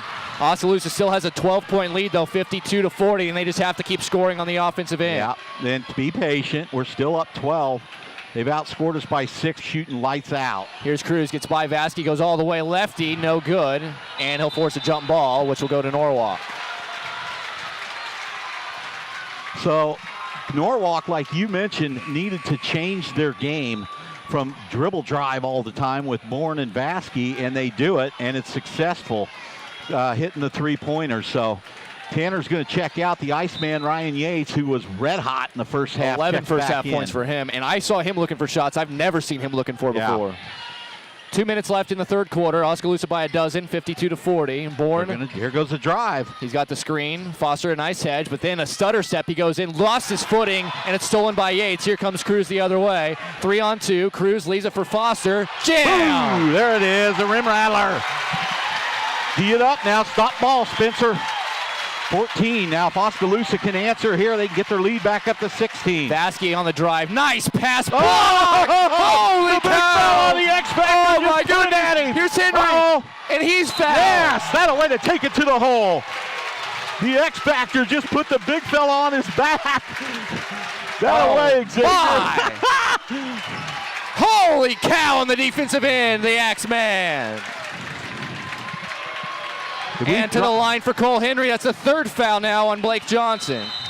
Oh, that's huge with the way he's shooting the ball. We got a timeout for Norwalk as Johnson indeed picks up his third, 1:27 left. We'll take a quick break and be back with more. Oskaloosa by 14 on the No Coast Network. For over 30 years, Pella Printing has been leading the way in the print industry with quality equipment, modern facilities, and skilled staff. The Pella approach combines old-world craftsmanship with today's cutting-edge technology to provide brilliant printed products at a value price. They take the time to understand clients' needs from design to pre-press to printing and delivery to build lasting relationships with their customers. Whether you need personalized graduation announcements, oversized posters and banners, marketing materials, or stationery, Pella Printing offers a broad assortment of quality printed products done with speed and precision. Pella Printing, where technology and craftsmanship meet. What a block by Xavier Foster leads to the outlet pass. Henry goes to the rim strong and draws the third foul on the red-hot Tyler Johnson. Pardon me, Blake Johnson. Brother Tyler was on the bench at the time. Going to have some substitutions coming in the game, and Blake Johnson is going to ride the pine for a little bit here as his brother Tyler Johnson will come in for him. So yeah, it will be Endris who just got the-man down here on the other end of the floor. Vasky, Bourne, Giesler, and Tyler Johnson. For Oskaloosa, it is Cruz, Foster, Cole Henry, Yates, and Tucker, with DeCock set to check in between these two free throws. So Oskaloosa withstands a barrage of three-pointers. Short all the way on the Henry looks shot. Like Henry's really struggling tonight. Well, I'm glad he just wasn't hurt. He took quite a hard landing on the foul. We saw a little bit of Phi Slamma Jamma. We almost had two Phi Slamma Jammas. Henry to the line, one more on the way. Got it. We needed that. Okay, Tanner's going to check back in for Henry. 7 in the game, and that's Henry's first break of the entire game. When Foster got in foul trouble, Coach Parker elected to stay with the other two bigs the rest of the way, and it turned out to pay off. We'll see what they can do here. Oski by 15, 55-40, and Vasky is going to draw a foul on DeCock, who tried to draw a charge. And Tanner's got to be smart. He was out of position, then he tried to move his way back underneath. He's got to be smarter than that. They tried to draw that charge initially when there was no whistle. Then he tried to get back into the play, and that's when he got called for the block. And the very good free throw shooting Luke Vasky with kind of a quiet 18 points, gets a friendly roll for his 19th point. Yeah, but those are, they're quiet. Yeah, I don't even remember him scoring this much, but he does have 19 points in the game right now. Maybe why it's so quiet is he's got 7 of them at the line to make it 8. So of his 20 points, 8 of those have come at the free throw line. Okay, Norwalk going to change their defense up to a little 2-3, three-quarter court. This could be good for Oskaloosa here. Foster, a catch and shoot from 18. Good. Beautiful touch from the corner. You get an open shot, you should take it if you're Oskaloosa. Vasky drives, kicks it out. Here's a 3. This time Tyler Johnson, no good. Foster timed the rebound. Endris gets it. Bourne, tough shot, misses everything out of bounds, but they'll say it was blocked. Well, Jarrett's got to go get the rebound there. He stood there and watched it come off the rim.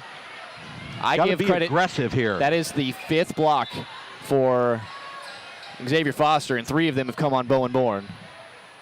He only has 5 points in this game. Here's Vasky, misses this one around and out. He goes and gets that one. There we go. He goes and gets that one, Doug. He heard you up here. Thank you, Jared. He's got 9 rebounds. Foster open from 18, way off. Tyler Johnson had the rebound, throws it away. Cruz the steal. That's huge right there. Jared Cruz staying with it. Cruz gets credit for the steal and the points. And now it's 59-42 with just 25 seconds left in the third. Oskaloosa has only surrendered 1 point to Norwalk. And Norwalk is not pressing the issue. I'm not sure what they're doing here. Well, they're going to be in dire straits, needing to score at least 17 points in the third quarter, or in the fourth quarter. And they did score 21 here in the third, which is their average per quarter on the season, as Vasky drives over. Foster is good. Man, he's crafty. Didn't jump on that one. And hit Yates at the buzzer off the backboard, and that'll do it. Oskaloosa, though, survives a barrage early going in that third quarter and comes out with a 59-44 lead after 3 quarters of play. We'll take a short break. Be back with the fourth after this on the No Coast Network. Providing high-quality professional eye care with a truly caring staff is what Oskaloosa Vision Center has been doing for more than 30 years. With our state-of-the-art equipment, we can provide comprehensive eye exams, prescription glasses, and contact lenses, as well as medical care like eye infection and disease treatment, emergency eye care, and pre- and post-operative aid. Newborn to adult, we have the experience to meet all your eye care needs. Oskaloosa Vision Center. Come see us today. If you think there's room for improvement in your investment game plan, or that maybe you should send in some new plays, take a time out and talk to an experienced investment professional. I'm Bob Auld of Robert Auld Investments, an investment advisor with over 31 years of experience in Oskaloosa and Southern Iowa. Let me help you find some new strategies. Call 673-9448 or 1-800-444-AULD. Robert Auld is a registered representative offering securities and investment advisory services through SagePoint Financial Inc., member FINRA and SIPC. Start of the fourth quarter, and Norwalk is going to need to really amp up the pace. Well, they trail at 59-44, Oskaloosa basketball. It's an extended 1-3-1 half court, and that's tough. Foster on the inside, kicks it out. Tucker wide open, left corner three. Got it! Yeah, that gives us room. Bang! You cannot hardly zone us either because of our shooting ability. Blake Johnson, no response. Foster gets the rebound. That was a good job here. Here comes Yates. This is going to tell you everything. If Oskaloosa can keep this big lead and beat this Norwalk team by this much, you're going to see Oskaloosa vault to number 1 in a lot of polls in the state of Iowa. Yates open, left wing three. He's got it! He's got it! Three-pointer for him. He's got 14. The Iceman is tearing it up. Biggest lead of the game for Oskaloosa, 21. 65-44. Here's Vasky on the drive baseline, misses the shot. Oh, kick right there by number 10, but he got away with it. And Oskaloosa will slow it down, and a nice job so far. Norwalk comes out of their good defense by zone. Vasky to force Yates to get rid of it, but Oskaloosa still in the front court. It's Tucker over to Henry on the right wing, trying to get it down low to Foster. Get it to him. He does, but Giesler came from the weak side and was able to get the steal. Xavier's got to catch that ball, though. That was a nice entry pass. Johnson underneath, pump fake, fouled. Can't get the good shot to go. That should be the third on Tucker, and he'll go to the line to shoot 2. Xavier's got to high point that ball. That was a good entry pass, and he let it get too low, and the other guy get to it. 6:40 to go. A couple of huge threes by Tucker and Yates here to start the fourth. Give Oskaloosa their largest lead. Johnson makes the first free throw to cut into it. He's got 10 all in the second half. Giesler comes out. It is Carson Raper, the 6-foot junior, in the game for the Warriors. Rozanki is also out there. Johnson second. Back iron, Henry the rebound. Yeah, Cole likes to get that one-handed rebound. A lot of balls get tipped away. Needs to be a little more. Oh, get him off of him. Here's Yates, gets into the front court, leaves it for Foster. Thought about 3. Now he'll take it and hit it.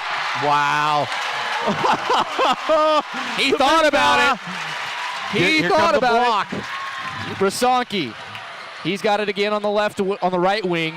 Gives it to Vasky. Vasky probes, now runs it. Offensive foul. Third time Vasky's gotten called for that. There it is. Tanner got one in there. Have a night, buddy. Have a night. 68-45 with 6:11 left in the fourth. Now Norwalk going to put a little full court pressure on. Vasky is out of the game. And he is being talked to very strongly by his coach, Coach Chris Larson, about that in last possession as Tyler Johnson replaces him. Well, they don't want to see dribble drive. Looks like there is definitely some friction over there on the Norwalk bench. Vasky has been followed around by his head coach after that offensive foul. Here's Foster inside, fade away from 8. Yep.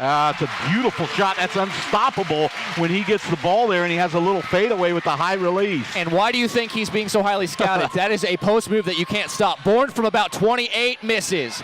Rebound out of bounds. It will go to Oskaloosa. Cole's got to grab the ball with 2 hands sometimes in traffic. Vasky right back in along with Giesler, replacing Raper and Johnson. Tyler Johnson, that is. Blake Johnson still on the floor, so they're back to their starting 5. We got 5:40 left here, 25-point Oskaloosa lead, and a tough team to press. And this is with Cruz on the bench, these last couple of threes. Better get it up here. Oski, they're going to run off. Here's Tucker working on Bourne, who's playing some good defense. Gets it over to DeCock on the left wing. Taking baseline. There's Foster, rotates it over to Henry. Henry back to the top of the key. Yates catch and shoot over Giesler. Banked it home! He banked it home! Oh, the glacier! The bank is open. Johnson, deep 3, no good, but it drops right to Rozonki, who gets the rebound. He'll kick it back out. Vasky now will drive, goes up, blocked by Foster. Hey, they are giving a lesson tonight. Vasky again on the drive, kick out. Good defense by Tanner. Right wing 3, long rebound, Come on, eventually guys. to Bourne. Let's get a rebound here. Bourne into the left corner. Giesler down to the block. This is Johnson, finds Versanki, who doesn't even want to look at the hoop. And then Vasky misses way off. This is a clinic being put on by the Indians. 4:38, the crowd comes to life. Johnson exits, Indris comes in, Rozonki exits, Tyler Johnson in, and this one is getting away from the Warriors in a big way in a high-profile matchup, and they are going to be having to answer some questions after this as Henry gets a long inbound pass, crossover, little lefty hook, good. Nice shot, but if he has his right hand, he's got to slam with that right. 75-45, it's up to 30. Largest lead of the game for Oskaloosa. 4:20 left in fourth quarter action.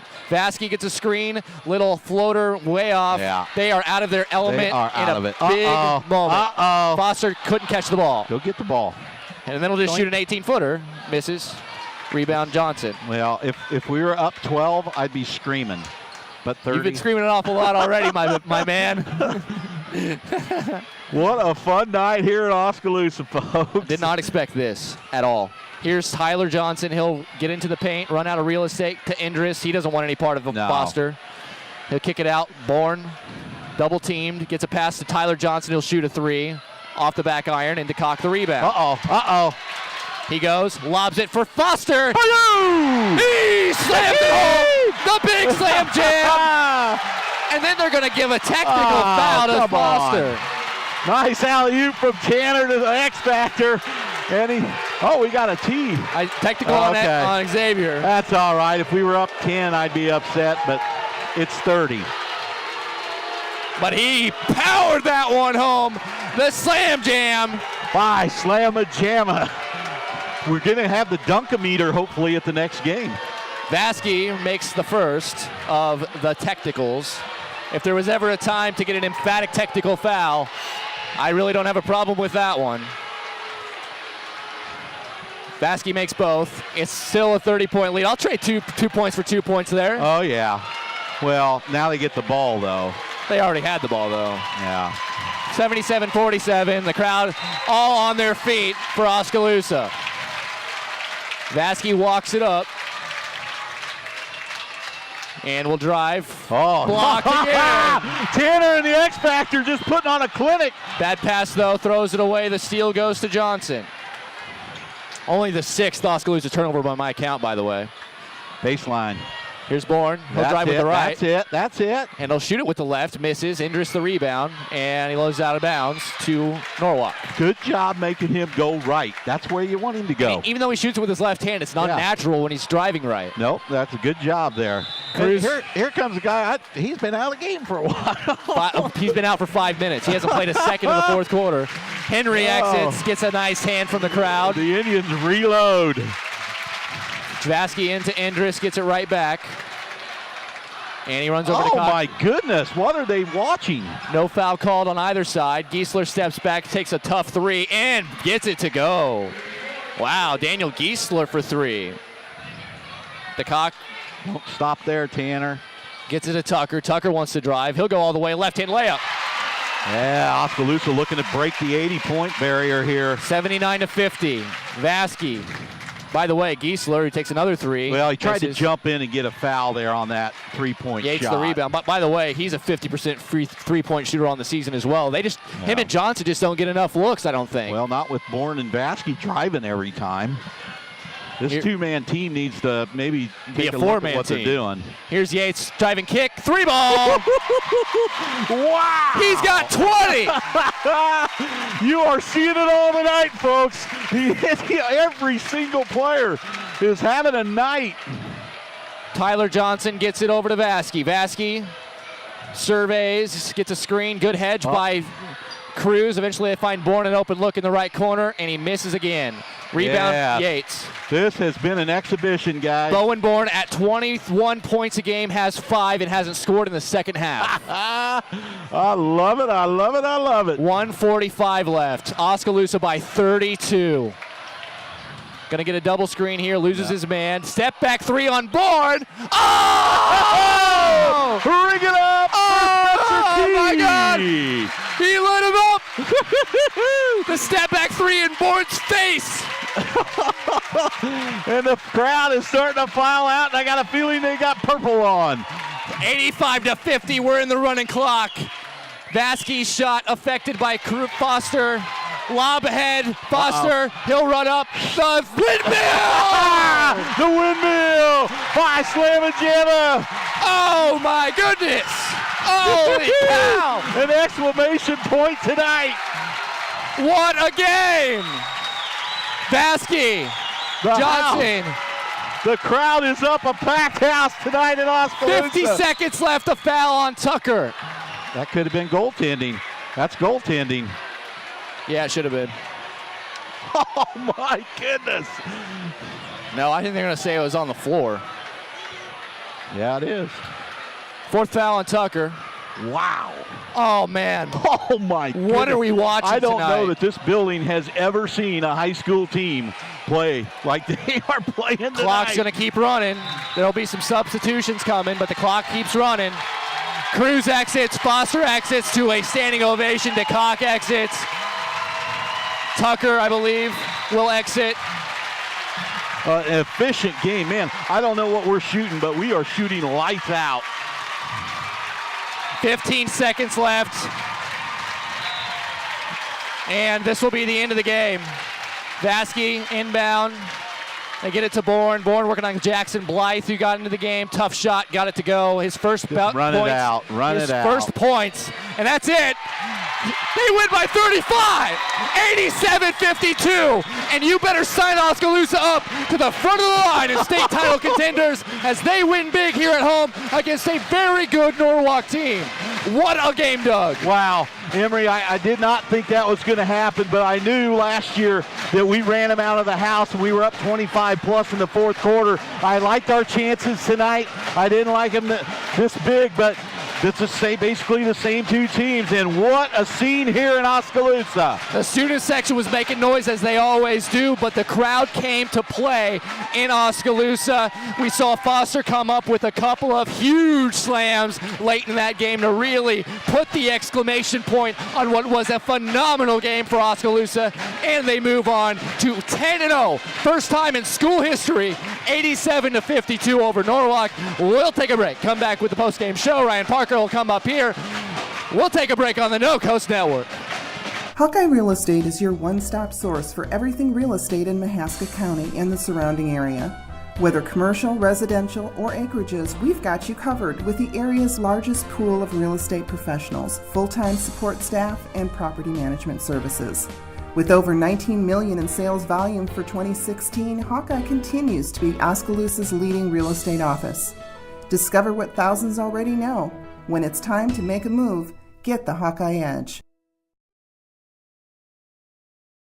MCG's new gigabit internet is here, and it's a real gig deal! Connect all your devices, download an HD movie in 7 seconds. Get unlimited use, no limits, no data caps, and no slowdown. And stream a video with no buffering, ever. Work, play, create, innovate with MCG Internet. Call to get your upgrade free for 30 days. Buffering video, spinning wheels are over. You deserve the best, and MCG delivers.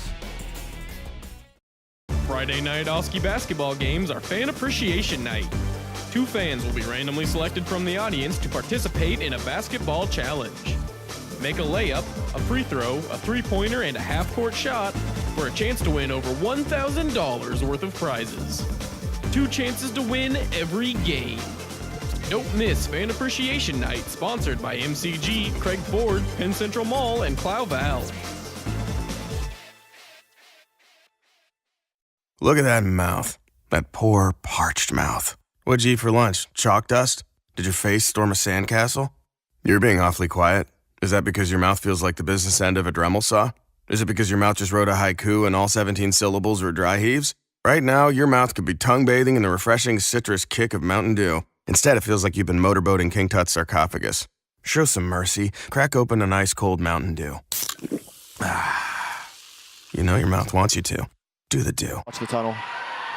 All right, we're back on. The tunnel is on its way out. What a fantastic job by Oskaloosa tonight. As the players are coming out, they get themselves a great hand from the crowd that's still here. An 87-52 win over a team that the AP poll had at number 1, a near unanimous number 1, by the way. And they score 84 a game. They are a very good team.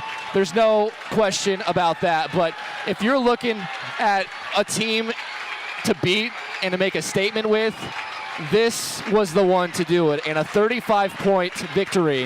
The running clock in the last couple of minutes, Doug. And the jams at the end by Xavier Foster. The 3-ball in Bowenborn's eye from Spencer Tucker. What could you possibly say to describe this victory? You know, Emery, it was defense, defense, and defense. And I'm so proud of these guys. Now we see what they can do. We're not going to shoot that well every night out. I understand that. But you picked a heck of a night to do it, though. Yeah, and what a defensive effort, swatting balls away. We just controlled their guards big time and their shooters. We were talking off air. They're used to dribble driving and having help come and then kicking it out. Well, we don't have to do that because we got guys inside that are swatting balls away, and we can stay on the wings with their 2 shooters, and that was the key tonight. What a scene here. What a game. I just am. What an efficient effort. I mean, I don't know what our shooting stats are, but Yates, better than normal. Let's just say that. Everybody shot the ball. And Norwalk well. shot it worse than normal, but a lot of that had the game plan that Norwalk had instituted. A lot of it had the defensive game plan Oskaloosa instituted, and a team that scores 84 a game, which, by the way, would not have been enough for them tonight. No. They scored 52. They did have a very nice third quarter, but Oskaloosa had a better third quarter still. Well, not necessarily. It was 23-20. Yeah. They were within 3 points, but if you're able to get a big cushion on Norwalk and then lose a quarter 23-20, you're still going to be all right. And that's what happened tonight. The fourth quarter, they really put it on him. Oskaloosa scored 28 points in that fourth quarter and allowed just 8 points as they put this one absolutely away at the end. You got to remember, 4 years ago when Ryan Parker came here, we didn't get a lot of wins, let alone wins like this. And to put up an 87 spot on one win or 2 wins. When you put up an 87 spot on a team like this with the entire state watching, you cannot script it any better than we've seen here tonight. We'll take a break. When we come back, Ryan Parker's making his way up to the press box. We will talk to him, and we will break down what this means after this on the No Coast Network.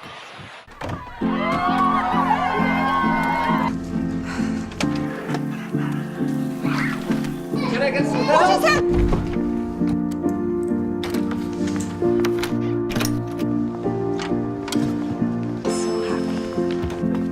Oh.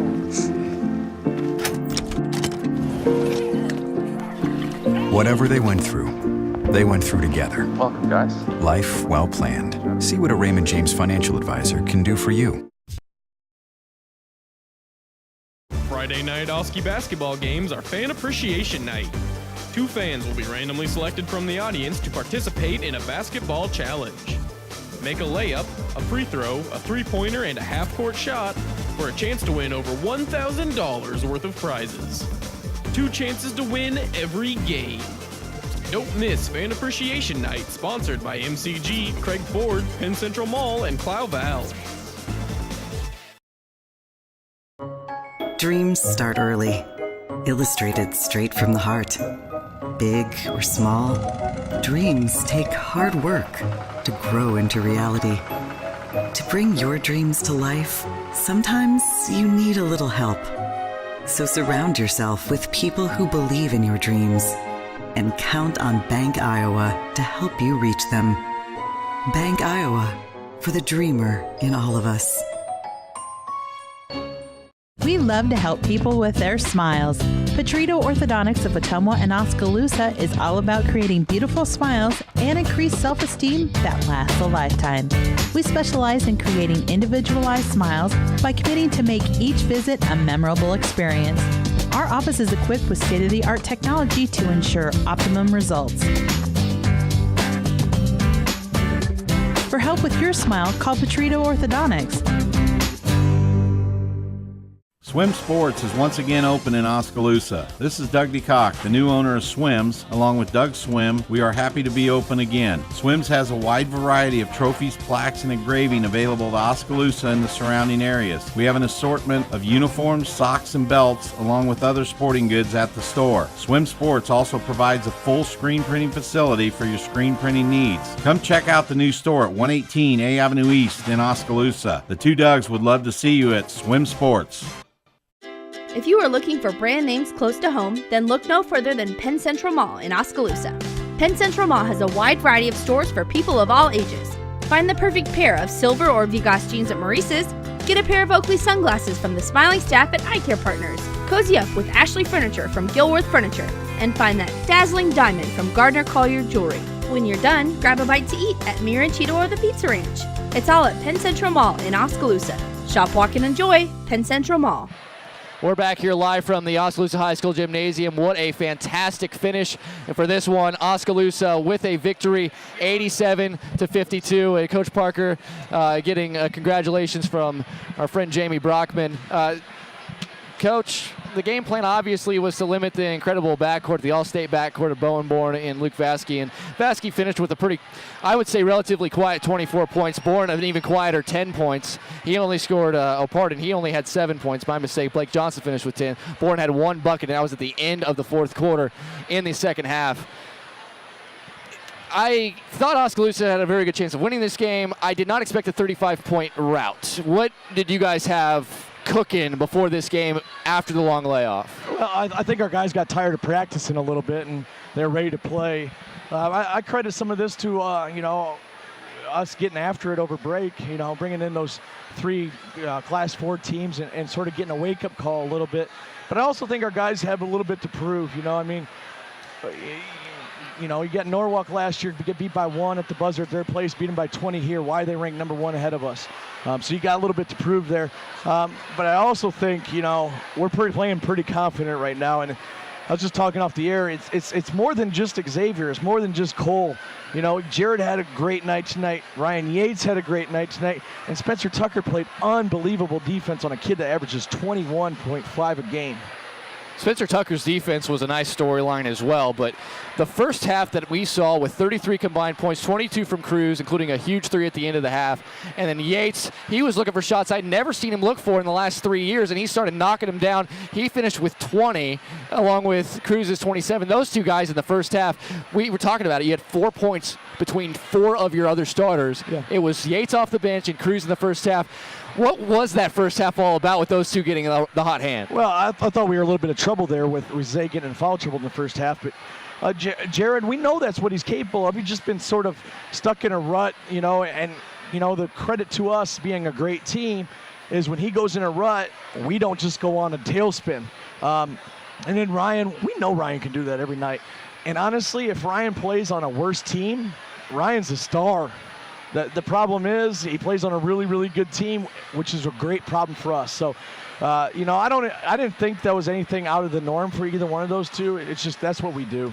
All right, you got guys that had very good games that didn't necessarily score a lot, including Tanner DeCock, who did a good job on Vasky for the most part, drew 3 offensive fouls on him on drives. You also had a fantastic second half scoring the ball from Spencer Tucker, who finished with only 8 points, but the 3 that he hit in the eye of Bowen Bourne said it all for me. Yeah. He ended up, that 3 put him to a point where he was going to outscore Bourne in this game.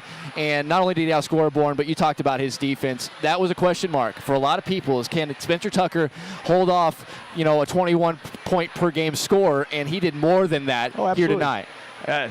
Spencer's good. Spencer, when he wraps his head around things, he can be really, really, really good. And he's really the guy that is the head of everything we do. When he's playing well, we're playing really well. When he's shooting the ball well, we're playing extremely well. And so, credit to Spencer. Spencer's really worked on his game, and he's really, I've rode his ass for 3 straight years on playing defense, and it showed tonight. Showed tonight. Yeah, absolutely showed tonight. Last thing for you got Pella. We forget it, while Norwalk might be your biggest challenger in the Little Hawkeye, Pella's Pella, and They're all tough in the Little Hawkeye. Yeah, but you haven't beaten Pella, not here nor there, not anywhere. We talked about it in the locker room. I told him enjoy this for the weekend. We'll come back Monday, and we'll get Pella on the mind. We can't have any letdowns, and I believe this team won't. Okay, there's too much on the line. There's a lot on the line. There's a lot on the line every single night, and they're really having a lot of fun playing with each other, and that's even more fun to watch. It's fun for us to call. Yeah, absolutely. Ryan Parker, thanks so much, my friend. We'll see you next Tuesday. Thanks, man. Appreciate it. Quick break. Be back with Jared Cruz after this on the No Coast Network. If you are looking for brand names close to home, then look no further than Penn Central Mall in Oskaloosa. Penn Central Mall has a wide variety of stores for people of all ages. Find the perfect pair of silver or Vigas jeans at Maurice's, get a pair of Oakley sunglasses from the smiling staff at Eye Care Partners, cozy up with Ashley Furniture from Gilworth Furniture, and find that dazzling diamond from Gardner Collier Jewelry. When you're done, grab a bite to eat at Mirachito or the Pizza Ranch. It's all at Penn Central Mall in Oskaloosa. Shop, walk, and enjoy Penn Central Mall. Back here with the star of the game for Oskaloosa, Jared Cruz, a senior who, you're getting a lot of college offers right now. There are a lot of people here to see you play, but it had been a few games since you had been on your A game, and you dropped 22 in the first half, hit a huge 3 at the end of the first half as well to get Oskaloosa in the locker room with an 18-point lead. From your vantage point, what were you seeing in that first half? Really, we just looked to push the floor, and we got a lot of easy shots out of that. If we weren't getting shots in the paint, because they were crashing in, we'd have an open 3, on looking opposite. So really just a lot of open shots that we were able to knock down. This Norwalk team averages 84 points a game. You held them to 21 in the first half, 52 in the game. Bowen Bourne, who averages over 21 points a game, had a total of 7. There's a lot of team defense. Mr. Tucker did a good job. Obviously, you got Xavier Foster, who erased a lot of shots at the rim. But defensively, what was the game plan tonight, trying to hold off one of the more powerful offenses in the state of Iowa? Really, we didn't want to help on ball side on their drive because they have such lethal shooters.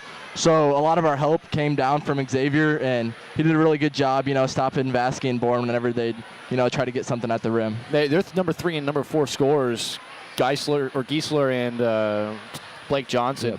Yep. Almost wonder why they don't get more shots, but when the drive isn't there, they can't get open looks, and your guys' game plan absolutely showed that tonight. With an 87-52 win, what does that mean for this team as you guys head into your first matchup of the year with Pella on Tuesday? It's a great win, but you just gotta look at the next one, and you can't expect Pella you can't expect them to beat them by 30. You got to go in, and you got to bust it, and you got to beat them. You just got to run the floor, play our game. You got 11 games left, so while it feels like we've been at this for a little while, we had the big break. That's the 10th game of the season of a 21-game schedule. You have Pella twice yet. You still play everybody else one time through, including Norwalk up there, which I'm sure at this point they're going to be very ready for that game when it comes around. For you, is this obviously you guys wanted to win every game, but where is this team compared to where you thought it would be before the season? I thought, after tonight, I don't see. It's exactly what I expected, to get a lot better over Christmas break, which we did, and, just to make a big stride going into March, and still got a lot to go, but I think we can do that. You guys played over Christmas break. For those who didn't know, we talked about it a little bit, but teams like Dowling Catholic, Iowa City West, Waukee, and you also saw a bevy of teams that you would never see during your regular season schedule to continue to get better. What did that add for you personally and for the team? It's great playing a lot of those 4A schools that you're not going to see, in the regular season, because they bring a lot that, some of these teams just don't, with ball pressure and just pure athleticism and depth. So playing those teams and then coming back and playing like teams that we're going to be playing in the Little Hawkeye, it's great. Jared Cruz, congratulations. 27 points tonight. You had the double-double. I had you down for 10 rebounds, 4 assists. Fantastic work tonight. Good. Congrats. We'll see you next Tuesday, my man. Yep, see you then. We'll take a quick break, wrap it up after this on the No Coast Network.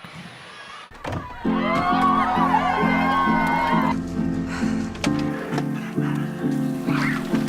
I get some?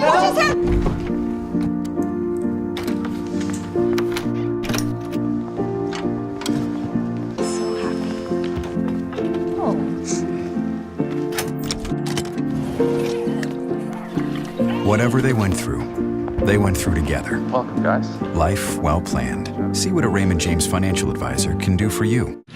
What a phenomenal night for Oskaloosa boys basketball. Although the girls fell by a score of 61-30 on this night, we saw a blowout even larger proportion somehow with Oskaloosa's boys defeating Norwalk, who was a #1 team to a lot of people, 87-52. Doug, what does this all mean?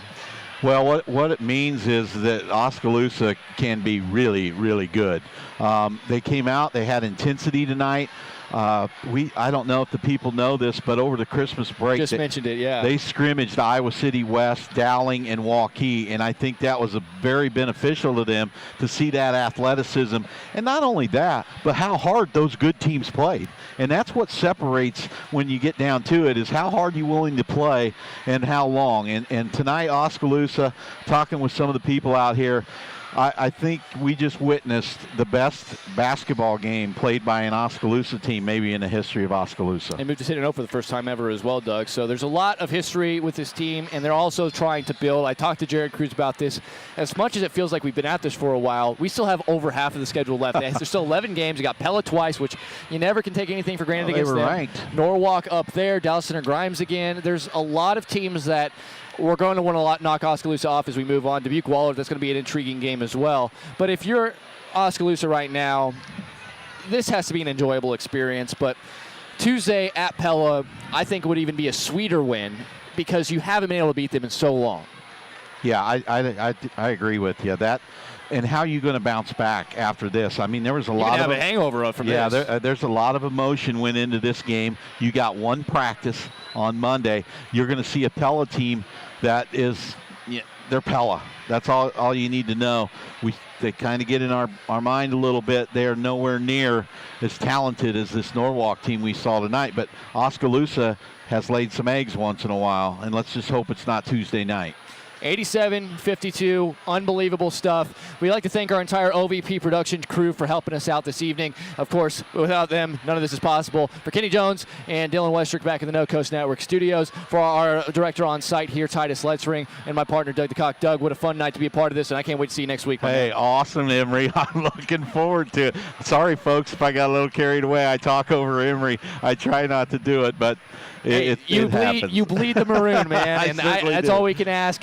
Obviously, Oskaloosa has themselves a fantastic weekend ahead of them, but the girls, they fell. They're going to learn. They play they play North Mahaska tomorrow. Oskaloosa boys are 10-0 now. They are going to be playing on Tuesday next week at Pella as part of a doubleheader, and we'll have that broadcast for you as well. If you're looking for William Penn basketball, tomorrow's the day for you. We'll travel down to Graceland. I will be there on the call on 99.5 FM and AM 740 KMZN starting at 1:45 p.m. RadioKMZN.com for those who can't get the signal, and we'd appreciate you tuning in for that one as well. For my partner, Doug DeCock, and everybody with the Oskaloosa Video Production Program and the No Coast Network, this is Emery Songer signing off as the Indians, a huge win, 87-52 over Norwalk, and you heard it and watched it on the No Coast Network.